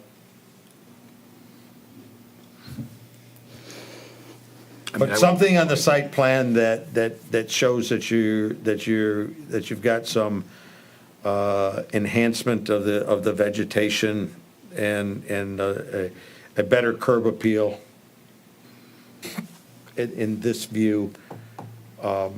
And I don't know whether we need them to come back here for that, or we can do it administratively, and if they have questions about our intent, they can ask questions, however it would be, so. Yeah, we're back to the ambiguous point of saying that they're going to do something and Yeah, actually it would be being held responsible for doing it. That's where I am a little leery of. Yeah, I would need someone coming back. I just can't sit here and say that, and again, you may be a man that stands behind his word 100%. That's fantastic. But we just haven't seen that in the past. And I'm not in a position to put myself out there again and say, oh, well, he said he was going to do this and then nothing gets done. So I would have to say that if we do look at things that we feel it's contingent upon, we're going to have to see examples of what that's going to look like if we do make a site plan approval. And for that, I apologize, but that's what I feel like. Can I also make a point? When I was referencing the walls, and I'm not trying to, beat a dead horse here, but when we talked about who was responsible for walls, Planning Commission is within the bounds to ask if a wall is in such disrepair, not that I'm asking this, that it be taken down and reestablished. There are a lot of things that I want to, before we sign off on walls, and right now, like we said before, it's our time to hold certain properties, and it probably feels unfair that it falls on you guys, right? But it's the property that we have to hold it to a standard and to an accountability. I'm with you guys in that I would want to see more specifics in terms of, again, not your fault. What are we doing with the wall? There's just a lot of ambiguity, and saying that it's not our responsibility, it kind of is our responsibility to just make sure that we have a standard overall on a site plan review, because we're looking at a whole site. But I don't know if you guys are feeling good about doing it based on, certain things being met, or if we're just going to discuss, give you some direction, and come back. But I feel like there's a lot of bullet points here that need clarification. That's just my 2 cents. I would agree with that. Yeah, if you look at the front door, I don't know what the height of that door is, it's probably 8 foot, 9 foot. Oh, no, that's only 7 foot. Okay, so it's even worse, it's 7 foot. The ephes has to be removed from 10 feet from the ground up. That is correct. So you're gonna have 3 feet of ephes above where that door is right now removed. And what are you gonna do, just put a line across there and keep the ephes above it, secure that? And you see, it's hard for us to visualize this without Right. drawings or materials.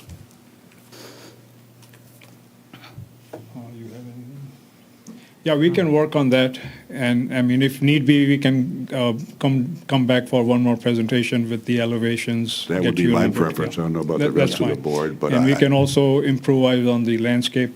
Yeah. I will talk to Sal and see what he feels comfortable with. Yeah, we can probably make a little bit improvisation on the site plan on the landscaping of this, on the site plan. You know what Yeah. we're looking for now, yeah, so. Yes, we do, Yeah. yeah. And maybe even talk specifically about what you were thinking about leaving on the southern end between your building and the fence, because it said as needed. Can you give us more details on what plants or vegetation you were planning on keeping there and what you're taking? Everything is coming out. Everything's coming out? Everything is coming. It has That's to, great. because that's all Yeah. weeds. They are not even trees, they are Yeah. weeds that has overgrown, and we think- cannot afford to have any of that because that's going to affect the foundation of the building and whatnot. So we would prefer to keep everything clean on the south side. Great, that's perfect. Yeah. You're going to go to grassland? At this point, I don't know if I want to grass that. We might probably put some gravel because it becomes a maintenance issue. Once you put, then you have to water the grass, and it just I would rather prefer to have some sort of gravel. I think that in was the back. that just triggered, wasn't there, was this the one that said that they proposed irrigation as well? Or did That we would be even in the talk about front. that? That would be Yeah. for the front only. So, but you need to install, that's something, and that was Something, something yeah. that was on point with the Yes. site plan review, Yes. but, okay. Yes. Yes. Do you feel like you have enough to go on specifically so that you can come back in front of us with like the clarity that, Yes. that we were kind of hoping for? Absolutely. Okay. Yeah. Do we, you know, Why don't we make a motion of the recommendations to the applicant to come back with drawings and renderings that demonstrate an enhanced site plan? And I think we can just do it by bullet point. I have a couple. Sure. If we want to just, and hopefully, Nick, that you can figure this out later on, and probably generate a summary memo to the applicant, even before we get our minutes approved. Are you attaching those to a motion to postpone then? Or are you going to do two motions? yes, I think we all agree on Yeah. motion to postpone. Okay. Yes. Yeah, you could just do a motion to postpone and then add all that to the motion to postpone. I think that would be an acceptable way to do it. I ask one question for clarity, just on where you're going. In terms of engineering and stuff, obviously, that's not really their responsibility. So are we leaving that part out of the motion in bringing that to further motion, or where are we going with that type of, do you Well, know? I think that maybe what we should start with is a motion, and if there's more things to add, Can always tag then on. we can do discussion afterwards and enhance that, because everybody's got ideas of what they think that they want in there, but somebody's got to start with let's consider this. But yes, if there are other items that are better said or Well, I just different, didn't know it's not their responsibility. So should I wait on those aspects, well, or? hold on. Okay, And we'll go all right. from there. Let's see if we can get a motion and a second on it, and then we'll open it up for Okay. discussion at that point, okay? Let's Mr. Chair, are we ready for a motion? go right ahead. I'd like to make a motion that we postpone the site plan review approval based on a contingency that we need some expanded drawings demonstrating the following conditions. I think the catch basins in the parking lot need to be identified on the plan view layout because we talked about it enough. That we need a better definition, like a section or a view showing your intent for what the retaining walls will look like after your enhancement. We need, at least on the front view or a typical view, that shows how you're going to transition from the 10-foot up to the EFIS to something else. On the south side where you have that strip, I think you need to define what your intent is to put in there, if it's wood chips or grass or whatever you're thinking about that. And then I believe, based upon our assessment, that we need a condition on the site plan review that there's that we have an engineering assessment that the drainage on the property is contained to assure that there's water management such that water does not flow from the parking lot building into the adjacent properties. Whatever that we can do to establish that in part of the information for the site plan. Also, on the west side, the front view in the curb cut area of the driveway access, up to the front face of the building, that we have a better definition of the landscaping intent to enhance the curb appeal on the street view. It's a motion. Will someone support that? I'll support that. Okay, now I have motion and I have support. Anybody want to add to it, or? Based upon this was a long discussion, there's a lot of things I would entertain, either more bullets, less bullets, or enhancements to what was stated. Just reiterate a little bit more, just in addition, just the curb cut landscape appeal, but the front landscape appeal. Will there be trees there? What happens to that? What, right now, Joe, can you slide the picture over a little bit in front of the sign, please? You know, you've got what looks like someone originally tried to set up that little garden area with bricks. Like, what is that going to look like? Because right now, and I can't imagine, this is in November, I can't imagine the middle of summer what that must look like. But what's going to happen with those things? What's it going to look like visually? How are you going to maintain it? So I would like to see something like that in the landscaping discussion. And there's that tree Yeah, there in the we corner. can do If we determine that tree is on your property, what's going to happen with that tree? The pine tree on the south I side. don't know if it's pine. Is that pine? It looks like a, oh, Is that a pine? Yeah. Joe, can you? But characteristically, I think what Scott was saying, and I would restate, there's characteristically a plan view vegetation layout that shows bushes, flowers, lawn. If we're adding any trees to this,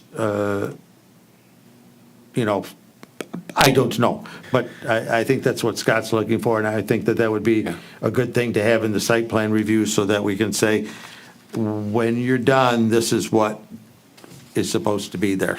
Okay. And that tree on the southwest side, I'm just kind of blew it up on my screen here. It's definitely not a pine tree. It is just pretty, very pretty. I'm not sure what it is. We don't have Glenn here. If that's on your property, but I don't know if it is or not. And Nick, can you make some bullet points into my motion to enhance what we discussed there? Yeah, of course, I've been taking notes the entire time. Thank you. Okay, if there's no further discussion, I'll take roll call, please.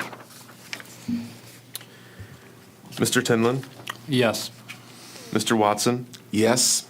Mr. Fitzer, Yes. Mr. Cusera, Yes. Mr. Hara, Yes. Mr. Nushai, Yes. Ms. Redmond, Yes. and Mr. Sinaki. Yes. Motion carries. Motion carried. Thank you. We have Appreciate postponed you. you. Thank you for your time. Thanks. Item agenda 10, other business. First thing I want to deal with under other business is, according to the bylaws and the rules of procedure for the Planning Commission, it was done in 2020. The officers of the Planning Commission shall be elected each year for a one-year term by the Planning Commission at their first regular meeting held in each calendar year, and shall hold office until their successors are elected and assume office. So it didn't make it on the agenda, but I think it should have been our election of officers this evening. I don't think I can do that. I haven't had time to review your resume. Oh, I've heard this one before. You want it? I got one right here. Nope, I think I'm good, thanks. Normally, Rennis comes in and does our parliamentarian thing. I don't know, Joe said he could handle it for us. I think you have to ask for nominations. For some silly reason, you have to ask the same question 3 times in a row. I can ask it 3 times if it needs to be asked 3 times. We are looking for a chair, a vice Yes. chair. And a secretary. A secretary, And a yep, yes, we need all exactly. 3 offices. So you have 3 officers. So I would, I suppose, as the parliamentarian, open the nominations for chair. I make a nomination for Greg Casera for chair. Second.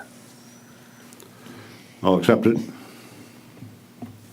Are there any other nominations for chair? I think that's the part you say 3 times. I have no idea why they did that. Are there any other nominations for chair? Are you sure? It's to wake up the old people.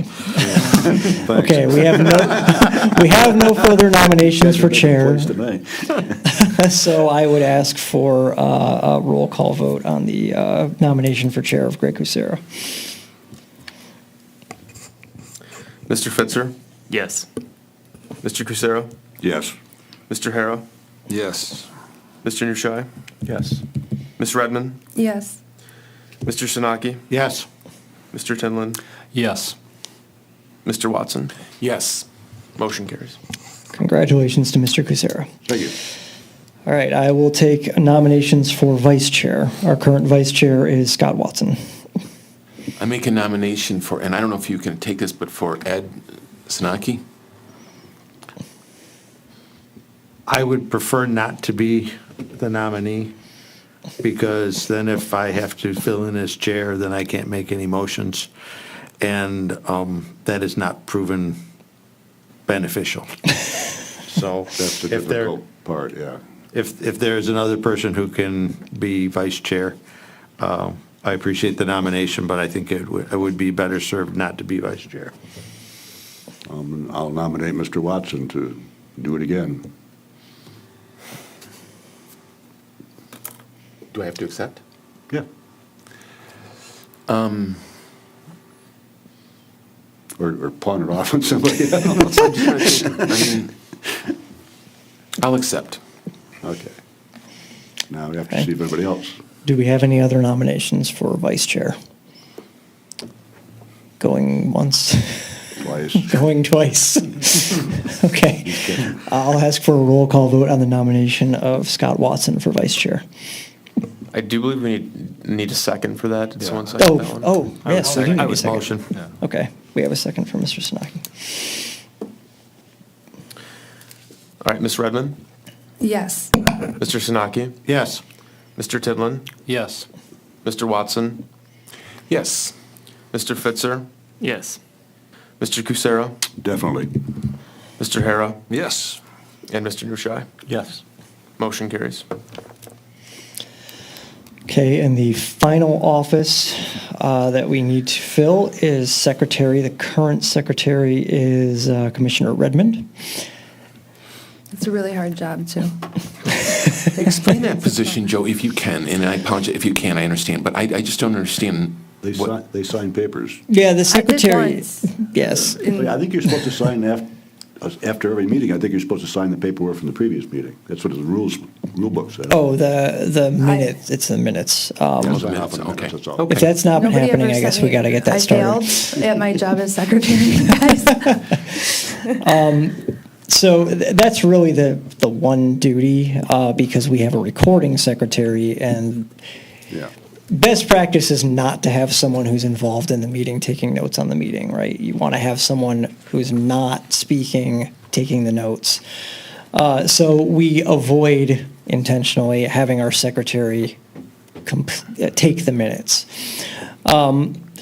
The only other duty that might fall on a secretary in a planning commission is if for some reason the chair and the vice chair were both out of town, the secretary is the person who's going to take over the meeting as the chair presiding for that meeting. But that's it. Okay. I thought I did more than that, but, Basically, I apparently failed. But you did send me a document once that I had to sign for something, but maybe that wasn't even as secretary, I don't know. all it says in the bylaws briefly says Section 2, the secretary or the chairperson shall sign all minutes after approval by the planning commission members at the following meeting. So if we approved the minutes today, at the next meeting, you're supposed to sign off on it. That's, Like at the meeting, during the meeting I sign off, or like this meeting, you would sign off on the last one that we approved. electronically, or is that something I should be? It's probably something we could do electronically these days. I mean, Yeah, I there's don't no see why signature on not. this, yeah. I don't see didn't why sign a single one yet. I don't think just looking at city council, I don't think they're ever signed unless it's necessary for a resolution, and since this body doesn't necessarily perform resolutions, Right. it's more of a technicality thing. Right, yeah. It's a element of the bylaws that I guess has not been. Several years ago, when there was the big book and everything was printed, the chair and/or secretary and chair initialed the completed minutes after they were amended or whatever. No, you're right at And, the and then it went in the meeting. book. Sure. But now that we're electronic, I think the fact that we put them on the city's website says that they're the approved minutes, so. Right. I do know one Well, other thing, I think, is if there's ever two, because, Open Meetings Act, two members want a special meeting called, that they can reach out to secretary or write the secretary. I believe that is one thing. Yeah. So if there's anybody that ever feels like they need to reach out for a special meeting, I'm your girl. Or hopefully, if you vote me back in as secretary. But yeah, and of course, you relay that to the chair, because the chair is the one who Yes. calls the meeting, so. Right. So you've accepted the nomination? Did we? Well, did anybody, I don't think I was nominated. I I'll was make just- a motion to nominate Aaron Redmond as secretary for Planning Commission. Do we have a second on that motion? Support. Mr. Sanaki? And do I have any other nominations for secretary? Going once, going twice. Can I have a roll call vote on the nomination of Aaron Redmond for secretary? Mr. Watson? Yes. Mr. Fitzer? Yes. Mr. Cusero? Yes. Mr. Harrow? Yes. Mr. Nushai? Yes. Ms. Redmond? Yes. Mr. Sanaki? Yes. And Mr. Tinlin? Yes. Motion carries. Thank you. And before going further with other business or planners report, Section 5 of our bylaws, I've been reading some of this stuff. No new matters will be discussed after 10 p.m. unless the Planning Commission votes to continue the meeting. So it's after 10 o'clock, so I think we're going to go on for another couple minutes. I make a motion to extend the minutes of the Planning Commission meeting for Tuesday, what's the date today? January? It's the 11th. 11th. January 11th. Just give us an half an hour. Huh? Till 10:30. Okay. Support. All right. Motion support. Roll call, please. Mr. Harrow? Yes. Mr. Nushai? Yes. Ms. Redmond? Yes. Mr. Sanaki? Yes. Mr. Tinlin? Yes. Mr. Watson? Nay. Mr. Fitzer? Yes. Mr. Cusero? Yes. I don't think you can vote against your own motion. Just want to see if it could happen. Okay, is there anything else we should cover under other business? Well, I have a question. It's not really planning. I had someone reach out and asked, maybe someone knows, who schedules the farmer's market in the spring? Does anybody know, or? Penny Lubes used to do it, but she's dropped out, and I don't think anybody's picked up the ball yet. Oh, so was she doing it last year, do you know? There wasn't a farmer's market last year. Well, there was one person. One vendor, That got a permit. yeah. Oh. A permit to be there. So would that be the best route if someone was seeking the ability to sell veggies this spring, is to go get a permit for the parking lot, I guess? I would talk to the city clerk. Okay. Yeah. Sounds like it's a hole we need to fill. Yeah, because that was great. And secondly, I did notice last week I drove by, I was at Ace Hardware. That garbage can was beyond overfilling. I don't know if, I would like to think that Ace has probably got their own garbage going on with all the construction, but is there, I know that we're kind of booming right down there. Is there another trash enclosure we need to? Ace does have its own construction. Yeah. Dumpster. That dumpster is emptied. The municipal lot is emptied 3 times a week. So- The one that's right The behind Noble municip- Fish? that's a municipal. That was enclosure. rough. Yeah. It's cleaned up 3 times a week. And people clean up around the trash as well? DPW goes and does that when they're asked. Code enforcement keeps an eye on it. Wow. But trash pickup is 3 times a week. So if that's something, and I don't know if it's a regular occurrence, but is that proportionate to what we have going on there as business establishments? It's like one can, right? Oh, no, there's more than one. Oh, okay. There's more than one, and there's recycling in there, so there's quite a bit going on in there. And it does get full, and occasionally we do have people that dump, which is also a problem. It looked like that could have been what was going on, but That yeah. happens. I mean, we Okay. find landscaping things in our dumpsters occasionally. So, yeah, Okay, it's a hard That- thing to keep up that's a- with, but for sure. That's a prime example. When we do site plans, we're always looking at their dumpsters, and we make them enclose them, and we put doors on 'em. We don't want to see the dumpster. That set has a set of doors on. On the city dumpster, the doors are never closed on this thing. They're never, well, it couldn't close. That's how full it was. It was Right. rough. That's the Yeah. problem. To me, it's kind of odd that you're going to force somebody to put a door on something and they're not going to use it. Because they're not. The guy's going to come up with a truck. He's going to stop his truck, get out, open the gates, and put the thing out, dump it, put it back in, and close the gates. It's not going to happen. I have to say, The the smaller gas station on 14 Mile in Washington, they are always out there, either don't park there, the garbage can's coming, or the garbage truck's coming. So some of them do. It's not they never, but I'm sure that one gets used so often by They all the want this different. their trash day, yeah. Yeah, exactly. So, okay, well, thanks for clearing that up. Okay, number 11, planners report. The one thing I wanted to mention tonight was that the comment period for the master plan update is over. So we'll be bringing that back to you either at the next meeting or at the beginning of February. We're going to kind of assess what's on the next agenda before we make that decision, but that will be coming back to you soon.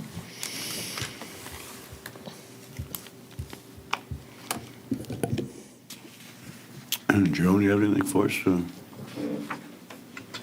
just a couple things. We do have a new business moving in to 220 South Main, which is the old Dewey Venti site. You may have noticed that they've painted. All they're Yeah. doing so far is on the interior is painting and cleaning. They've got their initial business license. It is a barbecue restaurant. A So- barbecue restaurant. Interesting, right across the street from a Right, but of course, it's gonna, I mean, it's a different format. And, it's like any business, it sounds crazy to have two together, but a lot of times that just means, hey, if I'm looking for that, I'm gonna go to Clausen because I know I have Good point. choices. Yeah. So, yeah, again, they've got their initial business license they'll be getting. They came in and got some names for sign contractors, so they're gonna be getting a new sign. What's their estimated opening? Do you have an idea? Still a No, ways away? Soon. I think they're pretty much done inside. Again, they're not making any changes. They're just changing the decor a little, or a lot, but whatever. They're changing the decor. They didn't change out any equipment or walls, move anything. They didn't need any permits for what they were doing. So, Are they going to keep the outdoor cafe? mm-hmm. Great. Yeah, it's a nice spot to sit. Yeah, it's a great spot. Yep. I miss Duvente. Yeah, I do too. Have you been to their new place? It's not open yet. Okay. Yeah, we lost Dewey Venti to Berkeley, or well, it's not Dewey Venti anymore. And then Flipside is now Yeah. in Berkeley. So, on the other front, we have updated probably more than half of the building pages on the city website. So hopefully it is a lot more clear for information for contractors and residents. We've updated the guide to development, and if you have not looked at that, that is probably something that everyone should take a look at, our guide to development. It really walks everyone through the process of all that they need to know about site plan, variances, special use, so all the processes are there. We are also have just finished a guide to permits, so that is something, most contractors understand what they need for permits, but residents and the small contractors don't always, so that's complete, but it needs to be formatted yet, so that it looks similar to the other guide, so it'll be out soon. We are pretty well done with our redevelopment-ready qualifications. So we just completed some things. So one of those things was the payment options on the website. So that is very clear now. There's a whole page that tells people all the different ways that they can make payments, and that was one of the things that we had to do to qualify. In fact, we got a gold star for that one. It's very nice. The other thing is the internal review process. That was completed today. The draft is done, and then I hope to be submitting that this week.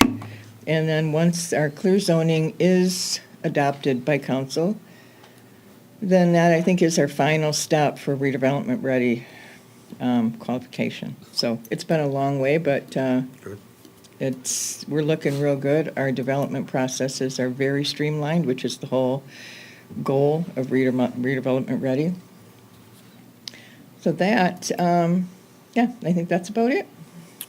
On temporary certificates of occupancy, I'm assuming Dee Dee's Vintage will be in here at our next meeting? No, they have a temporary C of O. They had until the end of January to get their engineering plans in. So they still have time. This says that their temporary is effective through January 31st, 2022. Yeah, which is 31st. the end of the month. So Yeah. my assumption was that they would be up here. They have that, they have until the end of the month to get their plans in.